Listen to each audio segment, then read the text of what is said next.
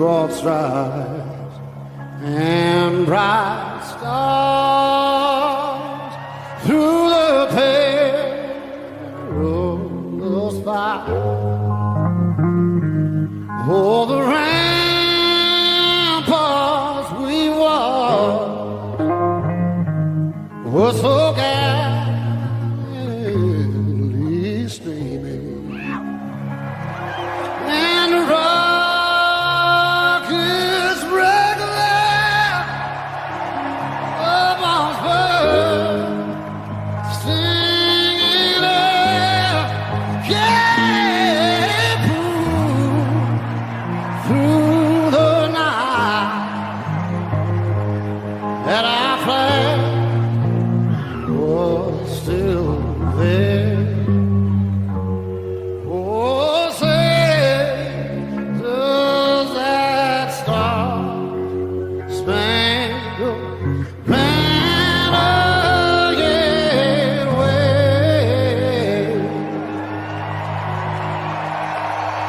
Oh, the land of the free and the home of the brave.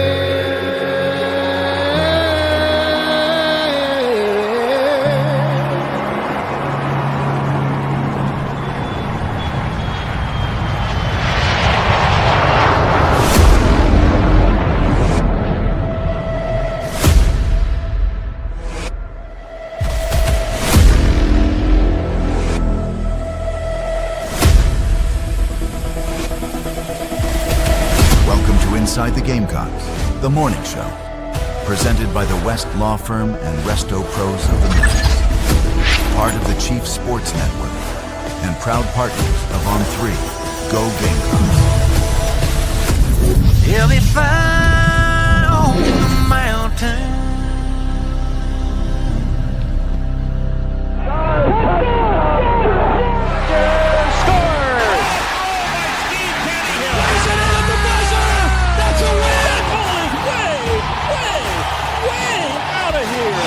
Consecutive home runs for Carolina. It is good. It's gone. He's in. Touchdown. He's going to score. It's a walk-off. Touchdown, South Carolina.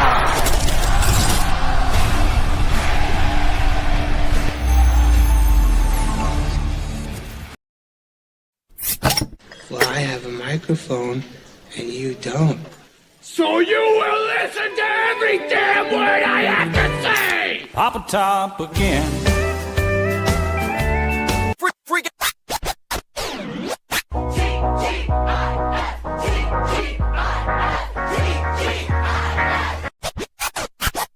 Finally, Friday, I'm free again. I got my motor running for a wild weekend. Freak out, yo. Oh, don't you dare look back, just keep your eyes on me. I said you're holding back. She said shut up and dance with me. This woman is my destiny. She said ooh, ooh, shut up and dance. Don't you dare look back, just keep your eyes on me. I said you're holding back. She said shut up and dance with me. This woman is my destiny. She said ooh, ooh, shut up and dance with me. Ooh, ooh, shut up and dance with me.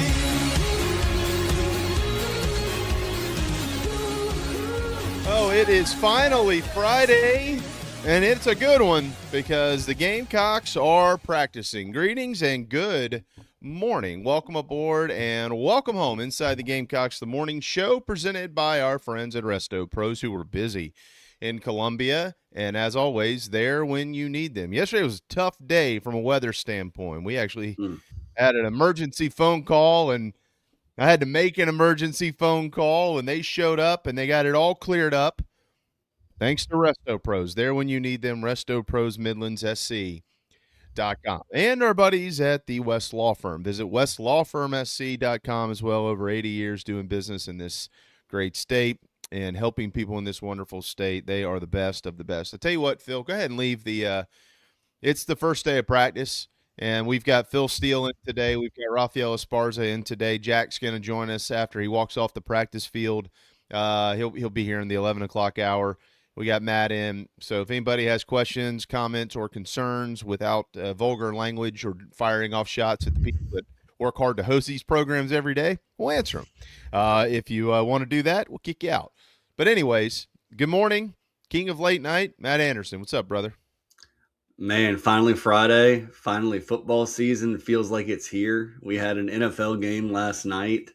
Panthers were fun to watch. It's fun to just see helmets hitting, man. Like I'm so geeked up for it. It's not even funny.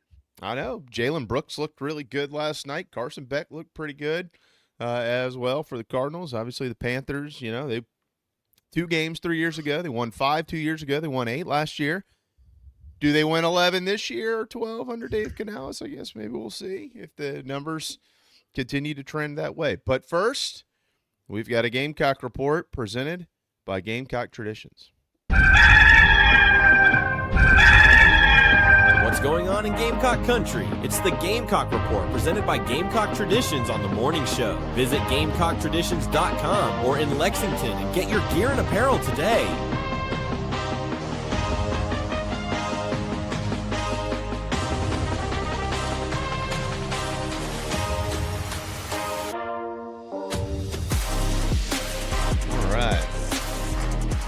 And here's the thing. This was already going to be a really good day around here, and we've got breaking news to bring to everybody that everybody is going to be so stoked about. I don't know if they will or not, but it is great for the University of South Carolina. Cocky, our beloved mascot in Columbia, has been elected to the Mascot Hall of Fame. That announcement was just made moments ago on Good Morning America on ABC. He is one of 5 selections to the 2020, or as part of the 2026 Hall of Fame class, joining Goldie Gopher from the University of Minnesota, Cosmo from BYU, and Miles from the Denver Broncos, and Mrs. Met from the New York Mets. How about that? So Cocky is a Hall of Famer, Matt Anderson. It's well deserved. One of my favorite traditions is still in graduation when they wear the cocky feet across the stage and everybody just erupts. I mean, it's a great accomplishment for University of South Carolina and all those people that have worn those cocky feet because they do a fantastic job, and Cocky's just the best. He went to my 5th birthday party. I'll never forget it at McDonald's in Florence. That's awesome. Yeah, we spent the entire time trying to see if Cocky was a boy or a girl, and Cocky was just constantly just like shuffling away. Quit standing so close to me, kid.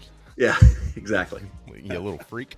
Well, congratulations to Cocky. That'll be pretty neat. I'm sure that they will honor him at halftime.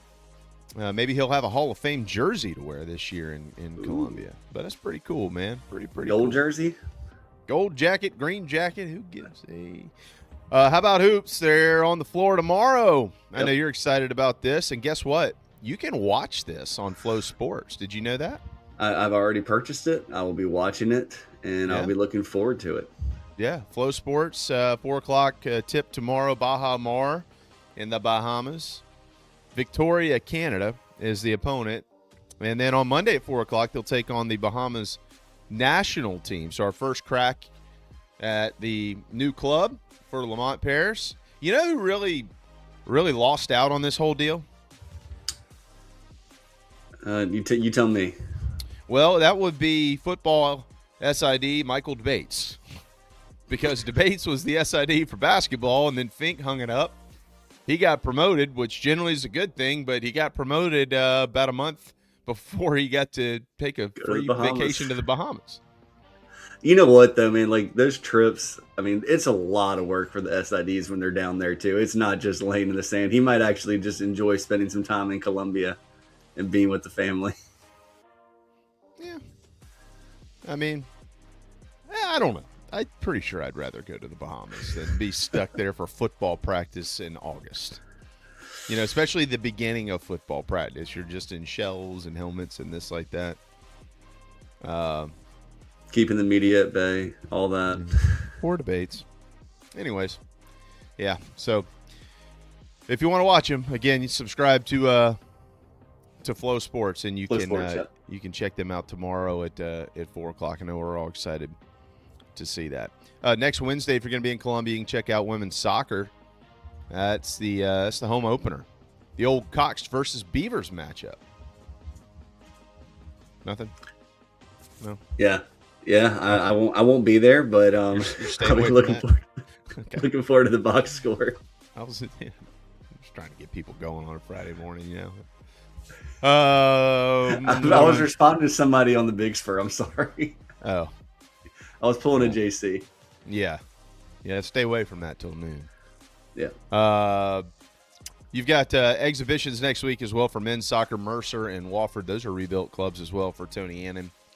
So coming up right around the corner. And oh yeah, they're practicing football today. They are on the field right now. Shane Beamer met with the media yesterday. We got all kinds of stuff up on Gamecock Central and the Big Spur. We'll have more today. Jack will be checking in next hour right after Phil Steele. A little bit of news that kind of slipped by all of us. Appreciate Shane Beamer for mentioning it. John Melia is the new trainer for football. He came over from Tulane. Clint Haggard was promoted to Executive Associate AD over sports performance and wellness. Clint Haggard is excellent. So no shocker on the promotion there for Clint, but you know, it's hard to replace that guy. So hopefully Mr. Melia can do it. Shane also did mention that Jacarius Peak and Dylan Stewart, they're not fully practicing today, but they are there. They are there, and they will continue to be out there. A couple of others we knew about: Josiah Thompson, Jackson Rep, wide receiver, got hurt this summer, and he'll miss the year. No pun intended here. I'm not sure how many reps Jackson Rep would have received. I'm sure they would. Yeah, maybe play special teams. I don't know what they would have done with him, but it doesn't matter. He still plays football, and he can't play football because he's hurt. So that sucks for him. Josh Smith is also out, and he is banged up. Everybody else will be out there today, or is out there today. There are some guys who are not practicing with some strains and some bumps and some bruises, as Coach Beamer likes to say. Nothing long term. Expect all of them back at different times over the next couple of weeks. And that's pretty much it. You know, nothing else from a newsworthy, noteworthy type of the newsworthy or whatever. Newsworthy, noteworthy, same thing. Whatever. That's the Gamecock Report. I could say that. Presented by Gamecock Traditions. There's like 130-something items now that are up on the Gamecock Traditions website. So if you go to GamecockTraditions.com, they will send it to you. Ship it to your home. This is my new favorite polo. I see that swoosh. Yeah, you know, I appreciate them sending me this. I love it. It's very comfortable, very light. Last Saturday, we had a friend in town, and so me and Flint and one of my cousins and our buddy ended up going out and doing something, which for this old man is very rare. Matter of fact, the last time I actually, what you would say, quote, like went out, if that's even a term anymore, I'm not sure. It's not like we were out till 2 a.m, was when he was in town last summer. So we did that, and somebody walked up to me and they said, oh, this is kind of embarrassing, but I do have to ask. And I was like, okay. He said, are you Kevin Schnall?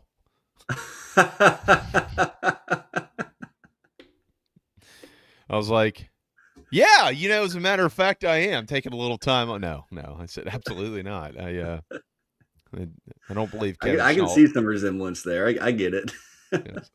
I don't think Kevin Schnall looks this good, man. But anyways, yeah, that was kind of funny. And I'm pretty sure it was because I had this. It was the only shirt I had in my truck, so that's what I wore. But anyways, so yeah, we got a full boat today. Excited to get Raphael back on. If any of you have a betting question, we're going to look at some over-unders and things like that today. If it's something pertaining to South Carolina or something totally different, it could be the NFL, whatever. if you will put it on social media, if you're on Twitter, or X, if you hashtag ask Raph or Roth, however you want to say that, ask RAPH, you obviously can put it in our chat box if you're one of those who's in there. If you just listen and watch and you're on social, hashtag ask Roth, and if he he'll see them, he'll get them, and he can answer those here on our program as well. I know that's one of your favorite segments. Oh my gosh, yeah. So certainly looking forward to. I asked him a question last night, actually. Oh, did you? Yeah, I did it. I haven't checked to see if I got a response yet. It's been a busy evening and morning, but yeah, it's been a very busy morning around here. That's for dang sure. I did put a report up yesterday on what's going on at Williams-Brice Stadium, and everything. If you read it, then this is all old news. If you didn't, then it's new news. There will be some things that are happening throughout the season there, out of sight, out of view. It's not like they're going to walk you through a construction zone to get into your seat. And it was expressed explicitly to me, obviously, the folks that I've talked to in the last couple of weeks about this. There's been a few of them. The university is going to issue their own statements. They're not just going to let you just show up and wonder what's going on around here. They will be communicating a lot over the next few weeks. But the reason for that isn't because they're missing timelines or anything like that. They contract construction, and these guys have been brilliant. I mean, brilliant, working around the clock on the holidays, overnights from day one. Like, it's not like they just picked this up, Matt, in the last 90 days saying, oh, crap, we got to get done. This has been from day one. I mean, they basically took something that was going to be tough to get in 12 months, and they tried to cram it into 9. So they've been awesome. But there will be some things. There will be some temporary things, maybe some walls, some asphalt that would be converted back to concrete next summer. Some walls that probably won't be there next year. They won't really look out of place, but they might just be like, well, that's new. It's temporarily new. But also it won't look bad either. So that's kind of how it was explained to me. They're doing an awesome job. And the reason for some of the stuff that they will do out of sight during the season, during road game weeks, the bye week, even during home game weeks, the middle of the week or whatever, just little things here and there construction-wise are preparing and getting ahead so they can go full steam on phase 2 as soon as the season ends. It was really fun. It was actually a neat conversation I had with somebody the other day, because I pointed out to him, I said, well, Clemson obviously being in the upstate this year, it saves you a week. Maybe. He goes, man, I know. We're hoping we have that problem. We are hoping we have that problem in December where it's everybody stop, dress it up, because there's a playoff game here. Yeah.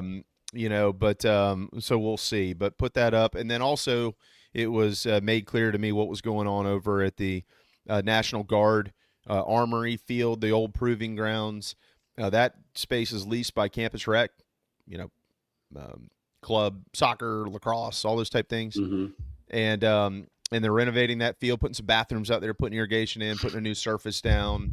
And whether that's done or not is TBD as far as when the season begins. But it won't affect game day operations or anything like that. Just think about how far college football programs have gone from the proving grounds literally being where they practiced 15 years ago to having the facility they have now and what you're seeing across the country. It's unbelievable. Yeah. Well, and they actually need more space because Shane Beamer is the most camp intensive coach ever to ever coach here at South Carolina. I mean, they are huge on the 7-on-7s, and they're big on relationships, so that shouldn't be shocking to anybody. And they want every 7-on-7 camp that they have. They want it, so they're searching for space, and they use the old proving grounds, but they couldn't use them this summer.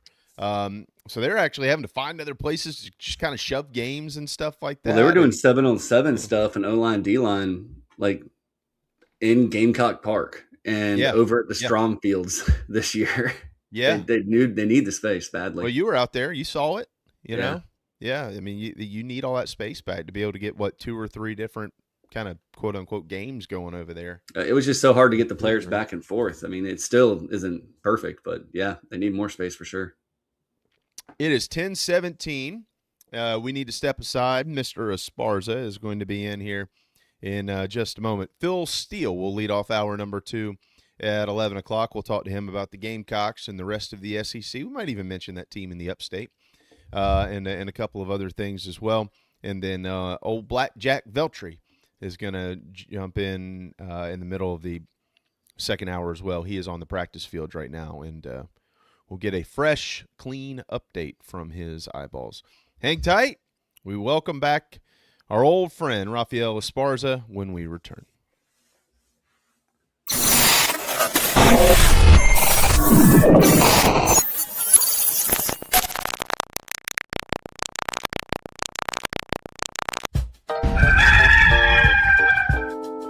Dry Space Crawl Space Solutions are your local home protection experts.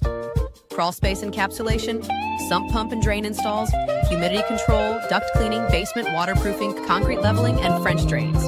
We do it all. Visit dryspacecs.com.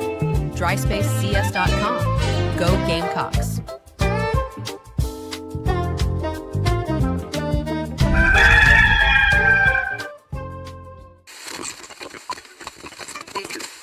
Is this your golf game? It doesn't have to be. Visit McKellarEnterprises.org and improve your game today. Test ride at Electric Bikes of Charleston today. Road trip ready. Ride comfortably. Forget road fatigue. The Velotric Fold 1 Plus features our exclusive Comfort Max frame design for an effortless, upright riding posture and a low step through. With an adjustable seat and stem, you'll be feeling great and ready for the next campsite adventure. Your back will thank you. Visit Electric Bikes of Charleston. ElectricBikesCharleston.com. Troy Branham of Golden Gate Mortgage can help you save big today anywhere in South Carolina. Over 27 years experience. Visit ggmortgage.com. Troy Branham of Golden Gate Mortgage says go Gamecocks. New year, better floors. Now is the time. Refinish your hardwood floors with Recoat Revolution. Beautiful like new floors in just one day. No dust, affordable, and 5 stars. Give us a call in South Carolina, 803-397-1365, or visit us at recoatrevolution.com. Go Gamecocks! Jeffrey's got space and a touchdown. Can you believe it? Touchdown! He caught it on traffic. Scores! South Carolina! This is ITG, presented by the South Carolina Education Lottery. Visit sceducationlottery.com. A win for education in the Palmetto State.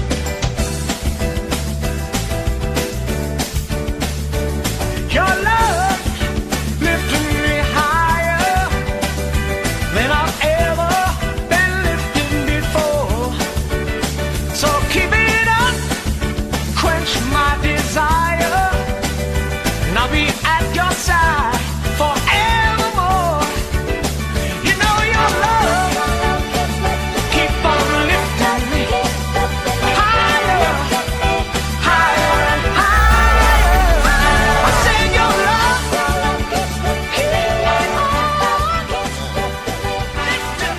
Yeah, football is it has returned. 29 days till kickoff in Columbia, South Carolina. That kicks off the return of Raphael Esparza. Welcome back, my friend. How are you? I am doing well. Thank you for having me on. Thank you for having me on another football season. I was trying to figure out how long we've been doing this during football season. Normally I do it all through the summer, but I had a very interesting summer so far. But thank you for always having me on. Well, look, we have I haven't given away too much, but over the last few months we have multiple times mentioned around here to keep you and your family in our prayers, because we know y'all have had a lot going on, but it sounds like things are on the upswing. Yes, it is. I mean, it's no secret. I published it that I had emergency back surgery. No, I didn't fall. No, I didn't have an accident. It was just one of those freak injuries where you wake up and you can't move and you get an X-ray or an MRI and well, we're cutting you open. It wasn't my choice. It was either not walk or have or have a surgery. Well, I don't know. There might be some times where I'd rather not have to walk, but I certainly understand why you would want to. There's no doubt. I know Matt's fired up to get you in too. This is, I think, the only reason he even ever started joining our program was because of you. I was mentioning earlier the hashtag for anybody that wants to ask you a question. He said, "Yeah, I know. I already did it last night." So that's good. That's great. Well, So, Raphael, I'm excited. You got the check mark. You got the Nike check. You're wearing black and white. You are ready for Gamecock talk. I can tell. I need a Gamecock polo. I mean, because I think everyone knows I wear polos during all my interviews and all that. And I just mentioned, I mean, I have a Cox shirt that I love wearing because I love to wear and people just stare at me when I'm walking around, either on the strip or in the French Quarter. But I need a South Carolina polo. I love the colors of the South Carolina. So I think I need a purchase one. we could probably handle that part. I know a guy who might know a guy who knows another guy, and at the end of the day, it's Gamecock traditions. It'll come Like from Gamecock peanuts, traditions. right? Oh Like wait, here peanuts. we go. Yeah. Oh, yeah. We'll send that with the peanuts. Oh yeah. With the peanuts and the sandwiches that I was Oh, yeah. supposed to get. So yeah, it's that box is going to be really big by the It's a time care it gets here. package. It's a care package. That's right. Yeah, that's right. Careful, Matt. You said check mark. I said check mark. I received hate mail over that. So you Lord. better say swish or you're gonna get canceled. Swish, swoosh, check. I'll call it a swoosh. How about that? There you go. That'll be. There's fun. already a Swish, question swoosh. in chat. Blake Queen wants to know. Yes, I think Haynes Kings makes the Panthers roster right now. So yes, that's what I'm hearing coming out of the Panthers camp. Look, I didn't watch the entire game last night, guys. I did watch about a half of it, and then I wanted to before I was getting tired, so I had one more episode to go in the bombing of Pan Am 103, and I wanted to make sure I caught that before once football season gets going, it's hard for me to watch all these shows and stuff, and there's some other stuff coming out in the fall that I'll definitely have to watch. So I wanted to make sure I caught it. Anyways, nobody cares about that. I was thinking about Bryce Young. Obviously, wasn't playing in the game, but I was thinking about Bryce Young. Listening to what Tirico and those guys, are talking about him a little bit there on the broadcast. What do you think about Bryce Young going into what is this? His third year or fourth? This is third year, isn't it? No, fourth year. Fourth, I think. Yeah, fourth. Fourth year. Yeah. What do you think about Bryce Young? Still playing the worst division in football. I'm sorry for your Panther fans out there, but when you have the Saints in there, Tampa Bay, I think they take a step backwards just because of the Baker and his contract issues. I think the Saints maybe take a small step backwards, but I'm a big believer in the sophomore slump in all sports, and that's what the Saints might have to go through with their quarterback, Tyler Shuck, even though he does not have an oyster deal. How does a guy last name named Shuck not have an oyster deal anywhere in the state of Louisiana? Shocks me, but I think it could be very interesting. I like the Falcons. I think the Falcons win the division. I saw a little comic book sketch the other day, and it was all four of those teams are like, we might be able to win the division because we're in the worst division. It'll probably be us, and that's how they're made. Yeah, I think 9 wins the division. Either way, I know people are like, I can't believe you said the Falcons. They have no quarterback, Michael Penix. What we see last year, everyone made fun of Sam Darnold. Oh, he can't play the big game. Look what happened to him in Minnesota. Last time I checked, he's still hosting up the Super Bowl. I think Kyler Murray, Mini-Me, or Tua have big seasons and improves their new teams. Sometimes a new jersey or a new shirt helps you play a lot better. Well, down in Nollins, we're all still Spencer Rattler guys around here. I just it looks like obviously they're not planning to hand this thing over to him, even if he earns it. I just wish that he could find a way out of there and onto a roster that you've said this before. You think Spencer Rattler, deserves a real shot to play in this. Yeah, he played against horrible offensive lines his last start. So it wasn't him. He was running for his life. half the time. I mean, I have not been to any of the camps just because it's 1,000 degrees outside with humidity. I'm not going to sit around watching people practice. I mean, Allen Iverson told us about practice, but I have heard he's had a really, really good practice with the Saints. So at least you can say if he does have a sophomore slump, you have a backup that's ready to go. Because I think we've seen it in NFL. You need a backup ready to go if you want to win some games. A little nugget. I mentioned this earlier, but I'll mention it again. Jalen Brooks, former South Carolina wide receiver, did have 3 catches for 99 yards last night, all early in that game. Of course, didn't really play much later. But it's the Hall of Fame game. People ask me all day yesterday, what do you think about that? I don't. The Hall of Fame game to me is the All-Star game, and I don't play All-Star games. I don't handicap All-Star games. I don't watch All-Star games. And what are we talking about today? All day today, I've heard on every talk, Carson Beck. Kenny, really? We're talking about Carson Beck on August 7th to maybe make a team or is he the head favorite now for the MVP for the NFL, Carson Beck, because what he did yesterday? I mean, people, hold your horse. Let's get through preseason week 1 before we're talking Carson Beck all day today. Yeah, look, I'm not standing up on any podium, shouting for Carson Beck. Carson has had some incredible moments in his career. I mean, the guy, look how many games he's won. Yeah. Of course, look at the 2 teams he played on too. But I don't think there's any way he doesn't make the team. He was their 3rd round. No, he's going to make the team. But I'm just saying we're talking about like he's the MVP candidate today. It's the dog days of summer, man. Yeah, we're not. You're not going to get that here. No. I'd rather talk about Ohtani and PCA MVP race than I'm talking about Carson Beck winning the MVP. Me and that Veronica Vaughn. It was neat to see Haynes King in there last night too. The only thing about Haynes King is he's always banged up in college. He's going to be like the little kid in Little Giants. He's going to have to shove his head into his shoulder pads from time to time so he doesn't get his head taken off out there in the league. I mean, he gets banged up. So we'll see.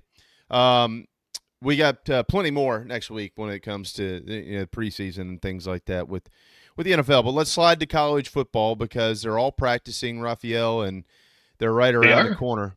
Yeah. Carolina was the last one to start in the SEC. Yeah, why is that? When I saw that report, I thought it was a false report, but why was that? Yeah, just didn't really feel like it. Shane wanted to extend his vacation a little bit. He was playing golf and going to the movies and stuff like that. He was just kind of lounging around. He didn't feel like practicing. Look, they're so good. They only need 6 or 7 of them anyways. So good, and their total season win 6.5. I mean, yeah, well, it's about a practice per win. Yeah, that's right. No, it's just kind of the way that they wanted to set it up from a scrimmage standpoint and how they wanted the timing to work out for when they kick off. They really reevaluated a bunch of stuff last year, the way that we've kind of learned about it from a training standpoint and a off-season standpoint, how they set it up, how they're setting up the fall camp. Their practice times, Raphael, are like 9:15 to like 10:46 or like – They'll scrimmage at 3:23 p.m. and it'll wrap up at 5:17. Like if they've got this system now, and it's an attention to detail thing, and we'll see how it kind of works itself out. Matt, was your ask? Are we going to ask Raph or ask Raph? Doesn't matter. Okay, doesn't really matter. Is yours? What does yours pertain to? Oh, I was going to see if he thought the Braves would hold on in the NL East. Okay, hold that till the end then. Okay. I know. A month ago, everybody was falling apart over the Braves. I was like, and then the other one was guys. Indiana's 10.5. Indiana's win total, because that's a big talking point right now. Okay, well, then we can start there. Let's start on the national stuff, because I do want to start looking at some over-unders here as it pertains to college football. Indiana's 10.5. Who? That's via FanDuel, right? That's where I looked yesterday. Yeah, that's pretty much everywhere has Indiana at 10.5. It's not just that's consensus that I've looked at the last couple of days. What? Where are you there? Over under? I mean, I would probably look at the under just because the magical season they had last year. I mean, they're bringing in a new quarterback, but they're also bringing in a whole bunch of really good guys that can play football. Their schedule is not as tough as that people think it is. I mean, I still think it's Ohio State. Now but we've already talked about. Don't sleep. Everyone's going to talk about Ohio State. Everyone's still going to talk about IU. But there's a team that came from another conference that can probably play really good at the Pac-12, Oregon. I think Oregon's going to be the team we're talking about. So if I'm going to look at Indiana, I might take a small step backwards and maybe take a shot at the under at 10.5. Because I still think that even if they win 10 games, that's a really good season for a national championship trying to repeat. It's double-digit wins is still a good season, but I don't see 11 wins. Because I like 9.5. I thought that's where the number would be. And well, see, I'm saying I'm saying odds makers like myself. If we made it 9.5, we would get flooded of over money just because people are still on the high of them winning a national championship, of Indiana being a national championship. We would get flooded of a 9.5 over money. We would be begging for the other side. So I understand why they did 10.5, because Indiana is now like the talk of the town in college football because what they did last year, what they've done the last couple of years. So it's not just one season. I understand why they made 10.5, but I still think there's value on the under at 10.5. Well, for what it's worth, I do too. And I'm not saying that Josh Hoover can't be a 11-win replacement quarterback this year for Fernando Mendoza. I don't know. I think some people are maybe pressing too hard on the break with Josh Hoover. The kid's pretty talented. Indiana, they are very solid. They have an identity. They know who they are. I don't know if it's necessarily plug and play or not. I guess we're going to find out. But generally speaking here, when you're replacing a Heisman Trophy winner in Fernando Mendoza and an undefeated, you went undefeated last year, won a national championship. There were still a lot of people last year that just continuously couldn't buy into Indiana. Indiana almost had to go all the way into the national championship to prove to people, hey, we are actually better than you think. This isn't just luck. We're it took me a while to think that they were this team that was going to win. I'll be one of those ones. It took me a while for me to buy on. Yeah, well, me too. You kept thinking the stronger the competition, they're going to fall at some point in time. They'll have had a great year, but they're going to fall, and they of course obviously did not. I would say this. I'm with you. The reason why so everybody circles Ohio State. Obviously, they do have Ohio State, but what bookends Ohio State is more concerning to me than the Buckeyes. Going to Nebraska, going to Michigan. I'm not saying they're not better than both of those teams. I'm just saying if you're talking about you're talking about betting here, 10.5. If you lose one, you're under. So and if you lose to Ohio State or something like that, which maybe they do, maybe they don't, that's the more concerning thing to me are those two road trips. That's why I'm a big fan of Ohio State winning it all, because they have a really, really tough schedule. And then I'm saying Nebraska's going to beat them, because Nebraska to me are one of the Buffalo Bills of college football. Every year we're talking about Nebraska. This is the Nebraska's year. It's 1990 all over again. And what do? They fall flat on their face. But I think Michigan can be a much improved team than what we saw last year. That Michigan game against Ohio State is much scarier than the Nebraska game. Well, Raphael, let me get you on Oregon really quick, because Will Stein is now the head coach at Kentucky to bring some SEC flavor into this.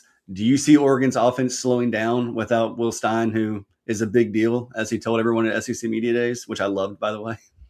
Every time I think Oregon's going to slow down, they don't. I guess because you get to wear Nike shoes every day for practice, and you get the test shoes out. I just think the speed of Oregon, especially on the D side, especially in the back end, like their safeties and stuff like that, I think that's probably going to be the big reason why I have them so high this year. Not because of their offense. I think their defense is going to be really, really good this year, and speed's going to be one of the reasons why they win a lot of games. They go to Southern Cal early. They go to Ohio State late, and then they got to go see Big D Bielema as well at Illinois on October the. Everyone wants to talk about Penn State this year. Everyone thinks Penn State could be that sleeper team. That was my last question to you from the Big Ten. We're not going to spend a whole lot more time in the Big Ten. But look, why man, they always beat the SEC? We should just talk about Big Ten football. We'll get to that too. I am a believer in the fact that Penn State. I'm not trying to claim that they're going to win a title, any sort of title, Big Ten title, national championship, or anything like that. But I do believe that there's a scenario where they could be when you get into November in the conversation to receive a playoff berth. Okay. Yes. And I agree. the reason for that is they play nobody the first 3 weeks. And honestly, the way that Wisconsin's been the last few years, they don't play anybody the first 4 weeks either, and Wisconsin's at home. They do have to go to Northwestern in week 5. Kind of a curious game with the new ballpark and things like that, but they should be better than Northwestern. Then it cranks up. Southern Cal, Michigan. But after that, Purdue at Washington, Minnesota, Rutgers, Maryland. I mean, I don't know of any of those teams that are better than Penn State, regardless of a coaching change and some roster turnover. So I think there's a scenario here. If Matt Campbell's a great coach, man, like if he's got them, they understand who they are. They've got a system, then an identity. You could look up in November, and there they are. You know, they're sitting there at 8-2 if it kind of falls their way, or 7-2 if it falls their way. That's why if their total season wins 8.5. And if you're a Penn State believer, then don't take the -160 or higher. Go to the 9.5 at +140, because if they're going to be that team that you think they're going to be, they're going to have double-digit wins. So they're going to have that 10-win season. So, yeah, don't spend the heavy juice on the 8.5. This is gambling. People roll the dice. Do the 9.5 and get the better price. That's why we have you on. All right, let's dip into the SEC here. Let's talk about Tennessee. Tennessee's over-under is at 7.5, and there's a lot of people that think that is also low. My specific reason for that would be because of their offensive line. I know we all know that they replace, they might have a true freshman at quarterback and things like that. What do you think about the Vols at 7.5?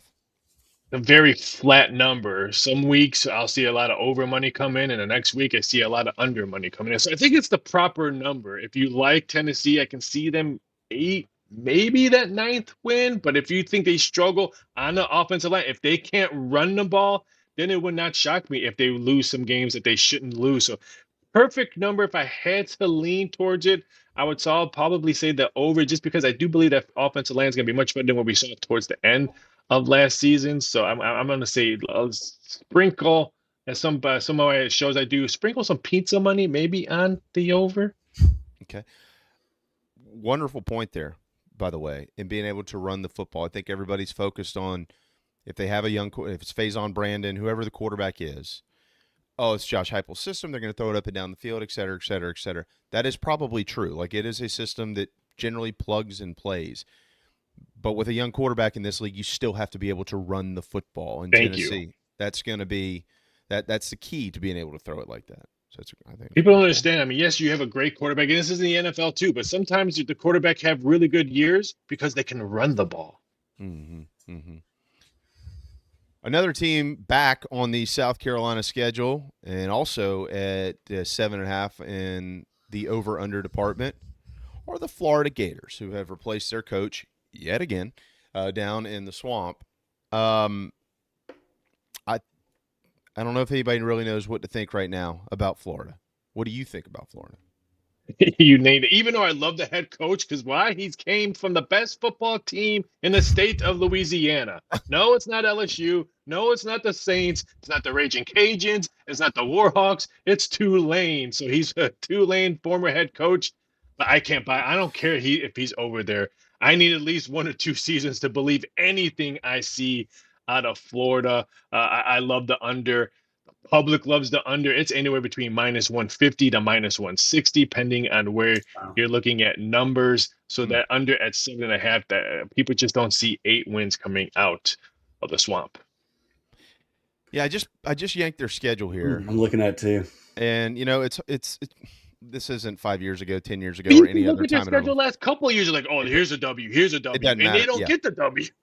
Yeah, and that's my point. It just in general, it is more unpredictable than ever to try to figure out who's going to do what. And sitting here and talking about these over/under win totals, I bet there's more money lost now than there's ever been, because you just don't know who's on anybody's team anymore.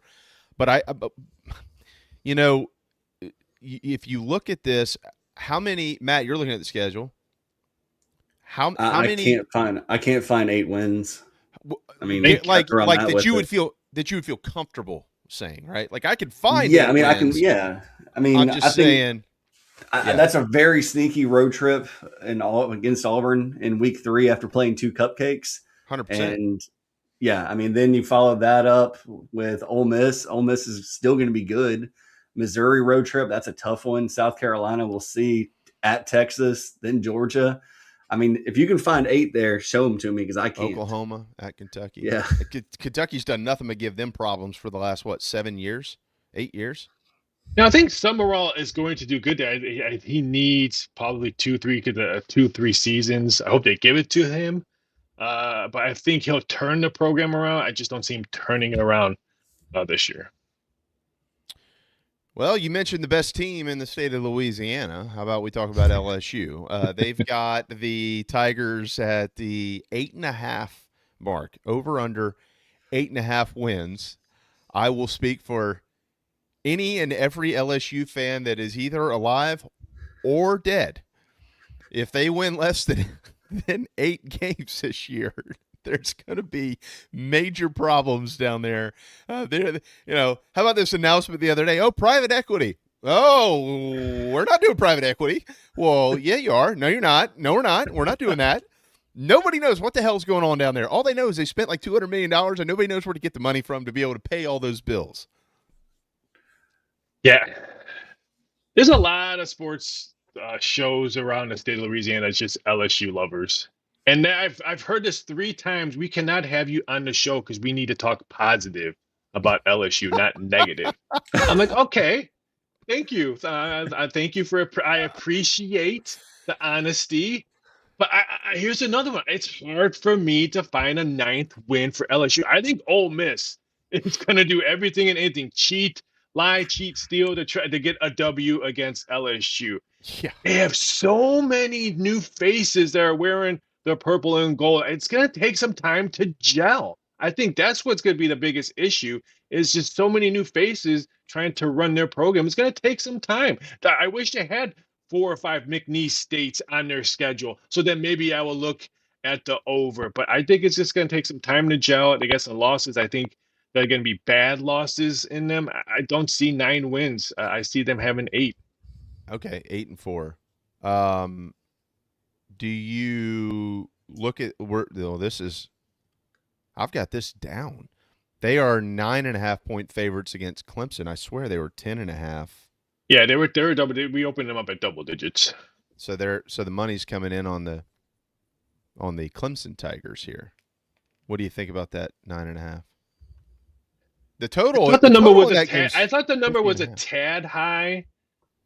Just because, let's face it. LSU does have good players. I'm not saying that their players stink and stuff like that. They do have outstanding talent on both sides of the ball. I'm just saying how they're going to gel with their player next to them. But I think they can beat Clemson. Clemson, I just still think they're on a downward spiral. This is not the same Clemson we've seen winning championships and dominating the ACC. We haven't seen that Clemson team in years. Until you show me that you're going to show the different times in college football, then I'm going to jump back on the Clemson bandwagon. But I don't see that right now. You don't think hiring Chad Morris was going to save the Tigers? Their over under win total this year is 7.5. 7.5. Exactly. Thank you. So you've got them under. Do you have them under 7.5, Clemson? No, I think they're a better team this year, but they're not the same team we've seen in years past, where I'm watching them on New Year's Day or a big bowl game to maybe win something. I just don't see that. Raphael, is there over under on the SEC side of things here, where you just say this team doesn't get talked about, but be on the lookout? I think it's a smart bet. Maybe there's not as much money coming in on the line because it's not a big name, but bettors are sharp. But I'm gonna say Ole Miss on total season wins. I just think people think they lost too much, and they're putting way too much respect on Kiffin. That they thought he was playing quarterback when he was playing safety, and not the players. So I think that's why the over is so high. I think Kentucky is going to be a much better team. Yes, I know the total season wins 4.5. And they play the Penguins, I think, the first game, Youngstown State. So, right there's a W. So, 4.5. I think they can get that 5 wins. But it's all about Georgia. No one's really talking about the SEC when it's coming down to national championships. Or they think, oh, this is Notre Dame's year. How many times have we heard that? Oh, this is Texas because they got the quarterback. Or it's the Big Ten because they've won it in years past.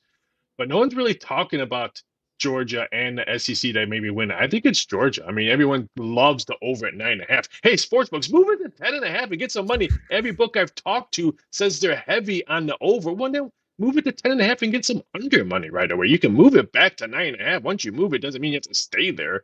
But I think Georgia is that team. I think that's going to be something we're talking about in the SEC. It looks like 27% of the cash is coming on the dogs to win it via Polymarket here.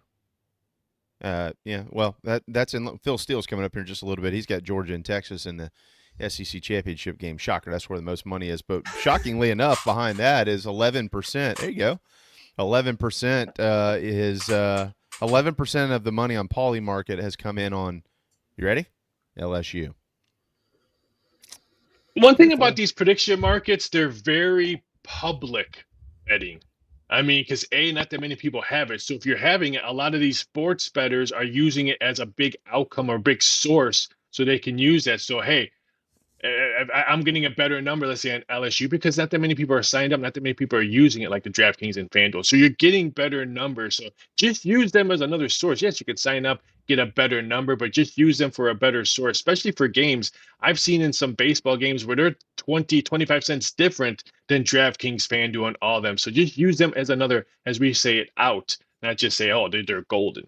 Well, it's kind of like daily fantasy football, Raphael. I remember when sharks could take there were sharks in the water in daily fantasy football before people got the analytics and figured it out and everyone started playing. But at the beginning, and it's kind of like Polymarket right now. If you can get the better numbers or get the angles and fill out your roster or find that, quarter savings, definitely do it for sure. Yeah, because right now for underdog betting that I've seen in baseball, and I'm going to use it in WNBA as well, they're a great underdog site if you're looking for plus points and so sometimes, let's say, DraftKings will have, let's say, minus 9.5 on a game, and then they'll have like 10.5. I'm like, wow, I can get plus 10.5. While most books have 9.5. So for what I've seen so far, they've been a great underdog site.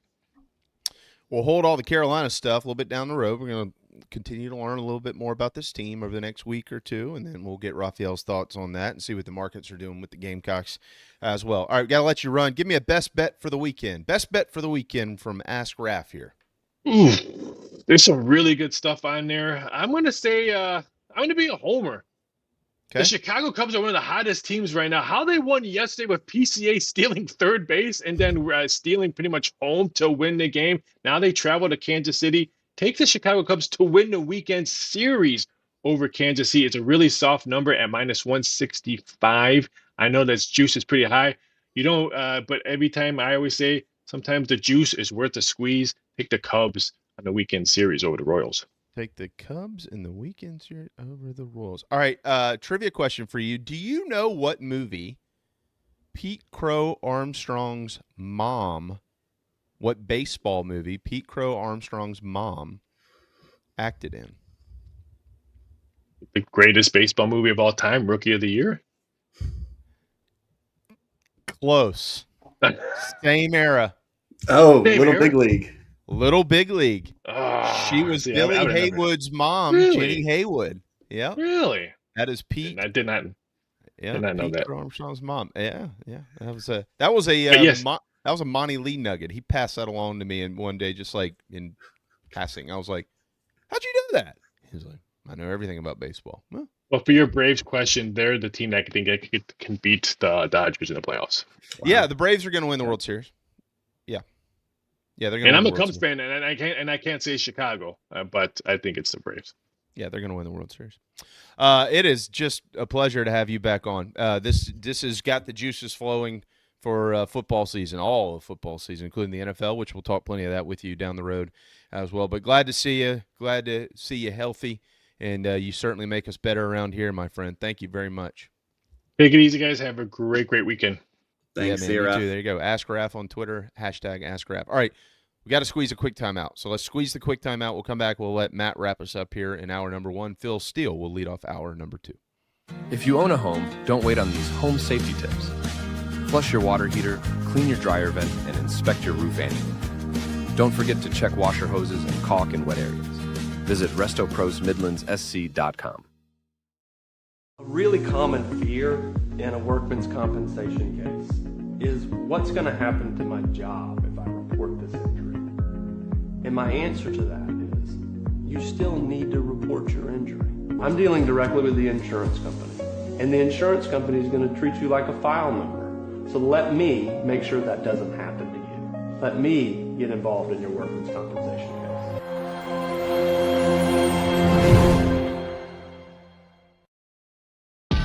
Ryan Brewer Fence offers a variety of services ranging from fences and railings to columns. Our craftsmanship, experience, and service is second to none. Visit ryanbrewer.net today. Andy, why are you burning all that money? Because if you're buying a Honda or Toyota, that's exactly what you're doing. Look at the new Kia K4. It's $2,000 less than the Civic, and Honda only has a 5-year warranty. JT's Kia has a 1,000,000-mile warranty. Don't forget JT's Advantage Package. Oil changes, roadside assistance, and so much more. Why burn money? I-77 at Killian Road or Greystone Boulevard. We're serious about saving you money. JT's Kia. Kia Summer Sticker Sales Event. Is this your golf game? It doesn't have to be. Visit McKellarEnterprises.org and improve your game today. Do you carry? Carry responsibly with us. What could you lose from a Self-Defense Act? Visit ProtectWithBear.com to find out more. ProtectWithBear.com.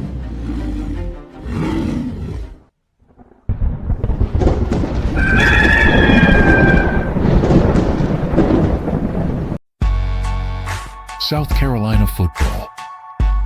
Young men come to Columbia as football players. Some become heroes, and few become legends. 'Cause we're gonna be legends. Gonna get there and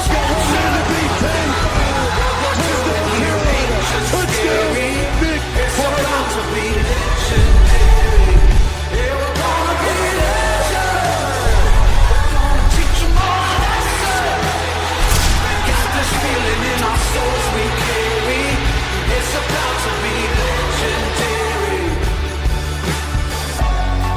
In Columbia, South Carolina, legends never die.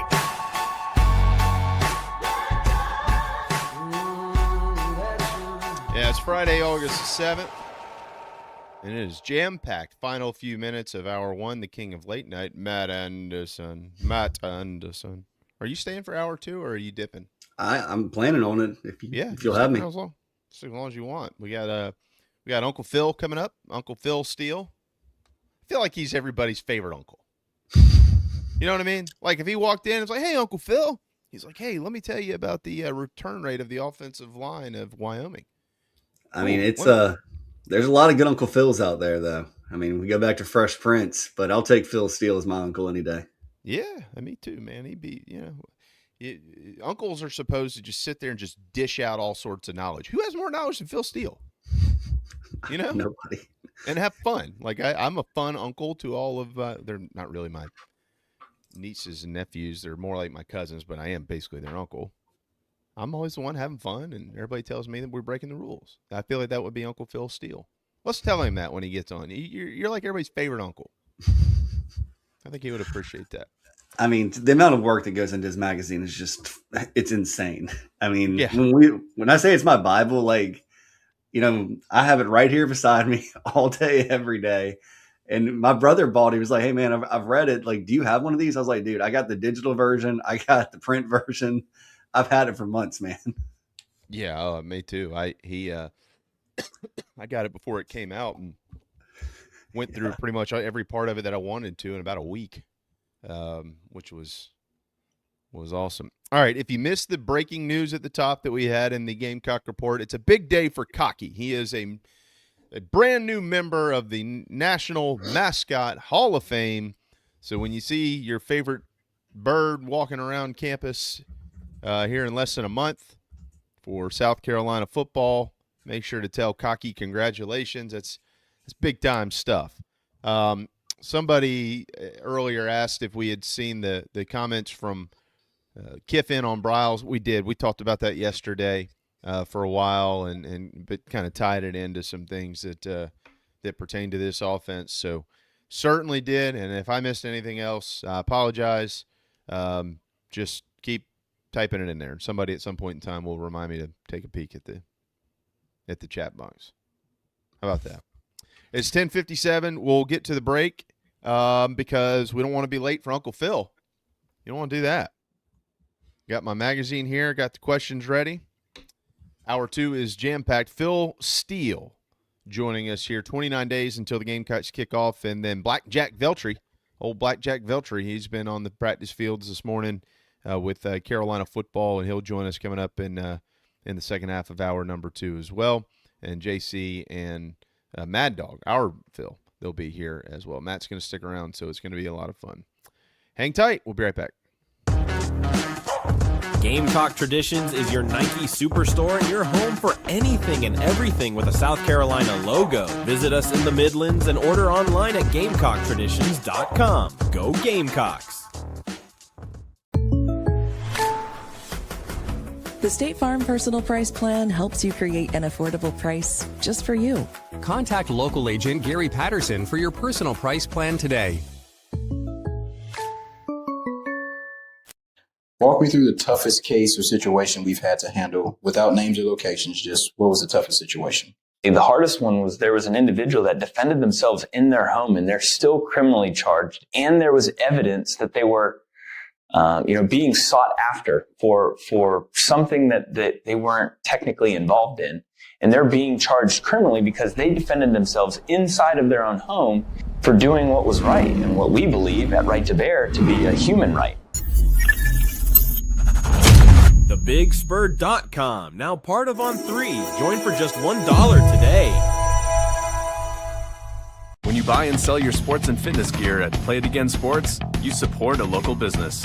We pay our customers for their quality used sports and fitness gear and resell it, recycling it back into your community. Support local, score savings. Palm Casual Patio Furniture presents our coverage of South Carolina football. Visit palmcasual.com today. Make your outdoor space the best it can be. Go Gamecocks. The State Farm Personal Price Plan helps you create an affordable price just for you. Contact local agent Gary Patterson for your personal price plan today. A really common fear in a workman's compensation case is what's going to happen to my job if I report this injury? And my answer to that is you still need to report your injury. I'm dealing directly with the insurance company, and the insurance company is going to treat you like a file number. So let me make sure that doesn't happen to you. Let me get involved in your workman's compensation case.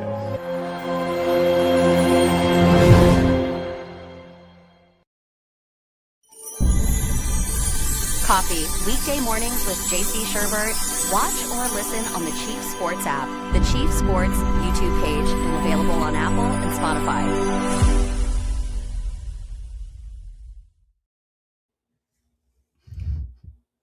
You're tuned into Inside the Gamecock morning show, part of the Chief Sports Network, proudly presented by the West Law Firm, and brought to you in partnership with Resto Pros of the Midlands. Go Gamecocks!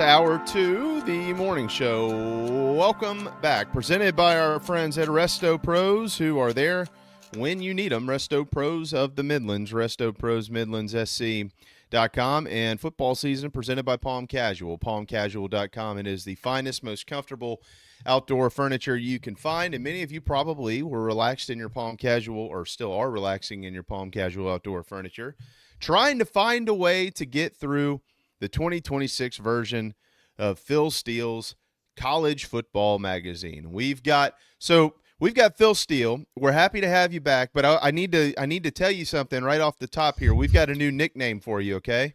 Okay. You are our favorite. We feel like you're everybody's favorite uncle.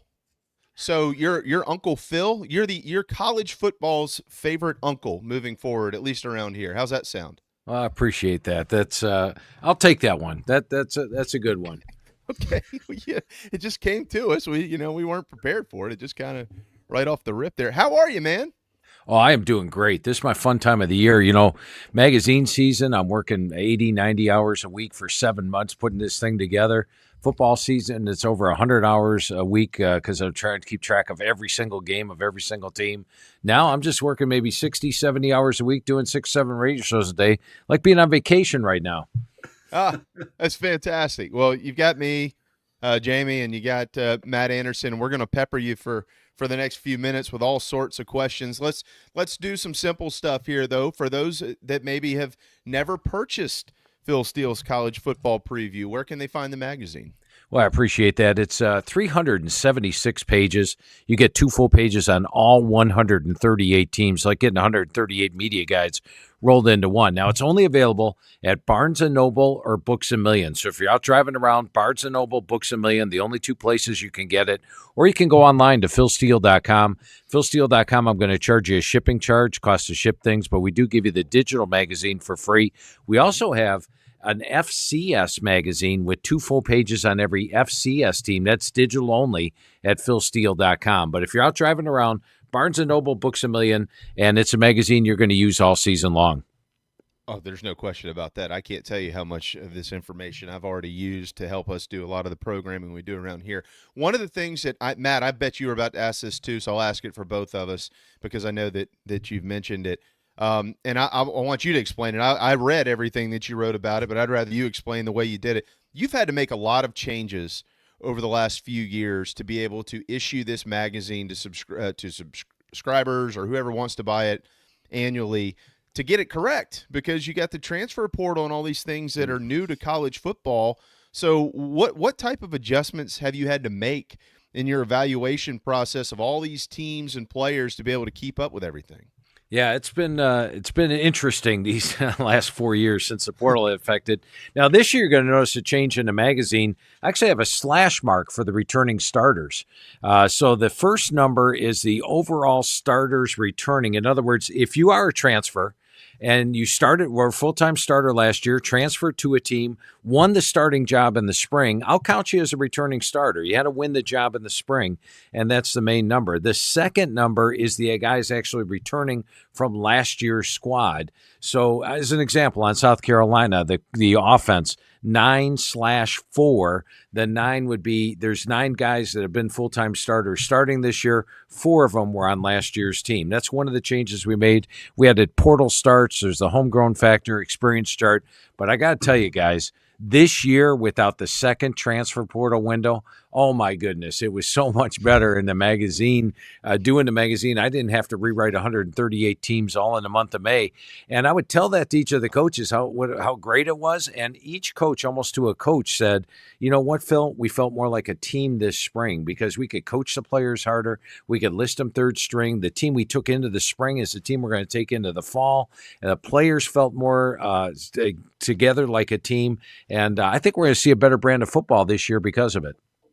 Let's talk about some of those guys. I'd like you also, if you could, I know this is all very basic to you, but it helps everybody else be able to understand a little bit better what they're reading. So you've got a power poll and you've got a preseason top 40. What's the difference between the two?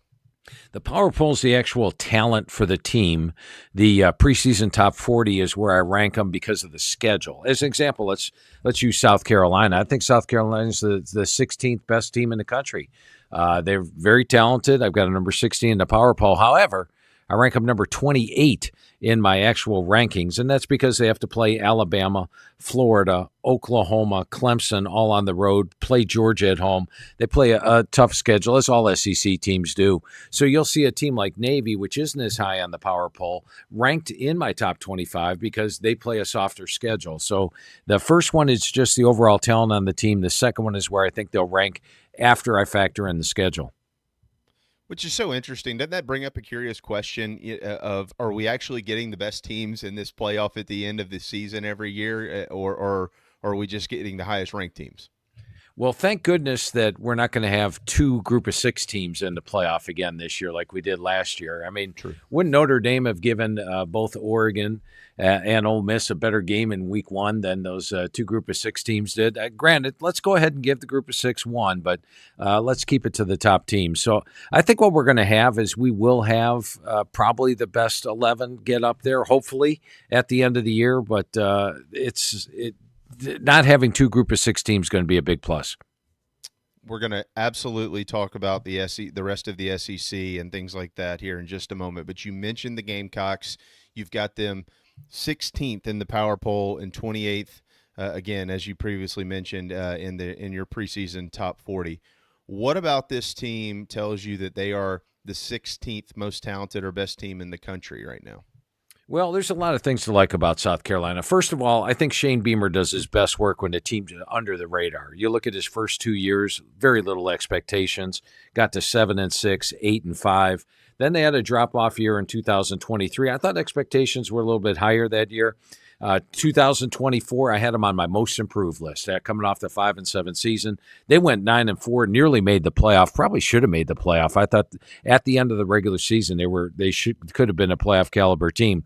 Now last year I didn't make a lot of South Carolina fans happy. I had them ranked 10th, tied for 10th in the SEC when folks were calling them a national title contender.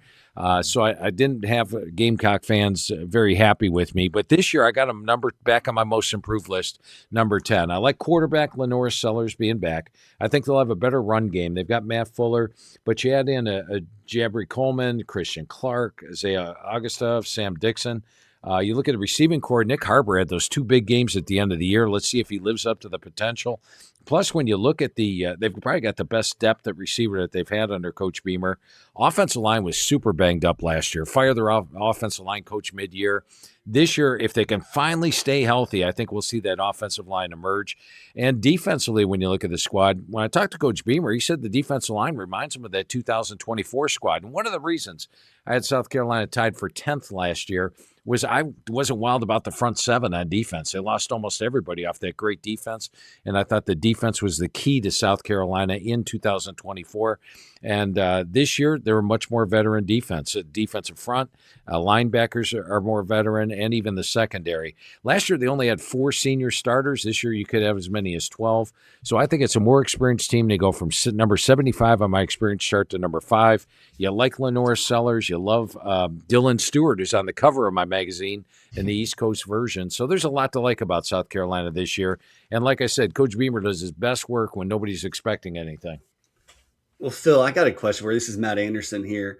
One of the things that I'm writing an article right now on thebigspur.com about, and it's kind of like saying the quiet part out loud, the worry that I have for the Gamecocks, is I look at your magazine and I see 6 of the top pass catching, units in the country all on the Gamecocks schedule. And, thinking about the secondary, there are some moving parts there. They're replacing DQ Smith, played over 700 snaps last year at safety. Where do you land on the South Carolina secondary and how they'll be able to attack or limit those explosive passing games? Well, South Carolina's been real good at creating takeaways and interceptions, so you got to like that part.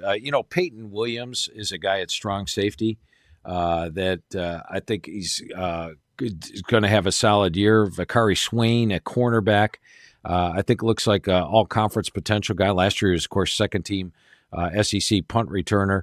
So I think there is enough talent in the secondary to face those guys. And if they get a better pass rush, last year I thought defenses could just key on Dylan Stewart. We saw his sacks drop from 8.5 to 4.5. Now they've got some more guys up front where you're not going to be able to just key on Dylan Stewart. So pass rush is going to be a key, I think, to the secondary's performance. You just mentioned a moment ago as well, potentially 12 senior starters this year for South Carolina. Shane Beamer mentioned that yesterday in his press conference as well. Kendall Briles is the X factor for the University of South Carolina's football program right now. You obviously saw their offense in 2025. It was pretty putrid, and they've had their share of struggles since Coach Beamer's been here. They've had some good streaks right, Phil? We saw that at the end of 2024 when Lenore Sellers was able to be Lenore Sellers. Spencer Rattler had some special moments, but overall it's been inconsistent at best. You've watched Kendall Briles call plays for a long time. What do you feel his value is now to the Gamecock football program? I like how he molds the offense under the talent he has. And here, when you got a guy like Lenore Sellers, who I called Superman at the end of 2024, that game against Clemson was remarkable. I think to have that kind of talent, he'll be able to build the offense around that. Having a guy with the size and speed of Nick Harbor, let's see him finally emerge. And I really feel the key to South Carolina is going to be if they can get this offensive line to come together. They've got the pieces. They've got the experience. Now let's keep them healthy for once, huh? Because if the offensive line is always going to be a key to a good offense. All right.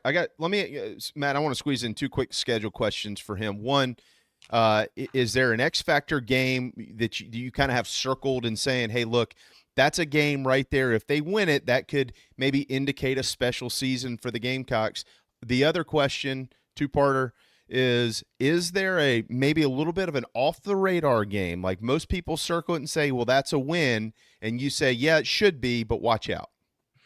Yeah, I think a key game is going to be in the Swamp against Florida. If they can win that one, I could see a start of the year, maybe even at 5-1, and I think that would give the team a lot of confidence coming into the second half of the year. I guess the tricky one on the schedule, which I would circle as a favorite, but I only have them a 4-point favorite in the game, is at Arkansas. I know Arkansas is picked last in the SEC, and they've got a brand new team. They've got like 70 new players on the squad, and they're going to struggle. However, by that time of the year, maybe these guys are playing together better as a team.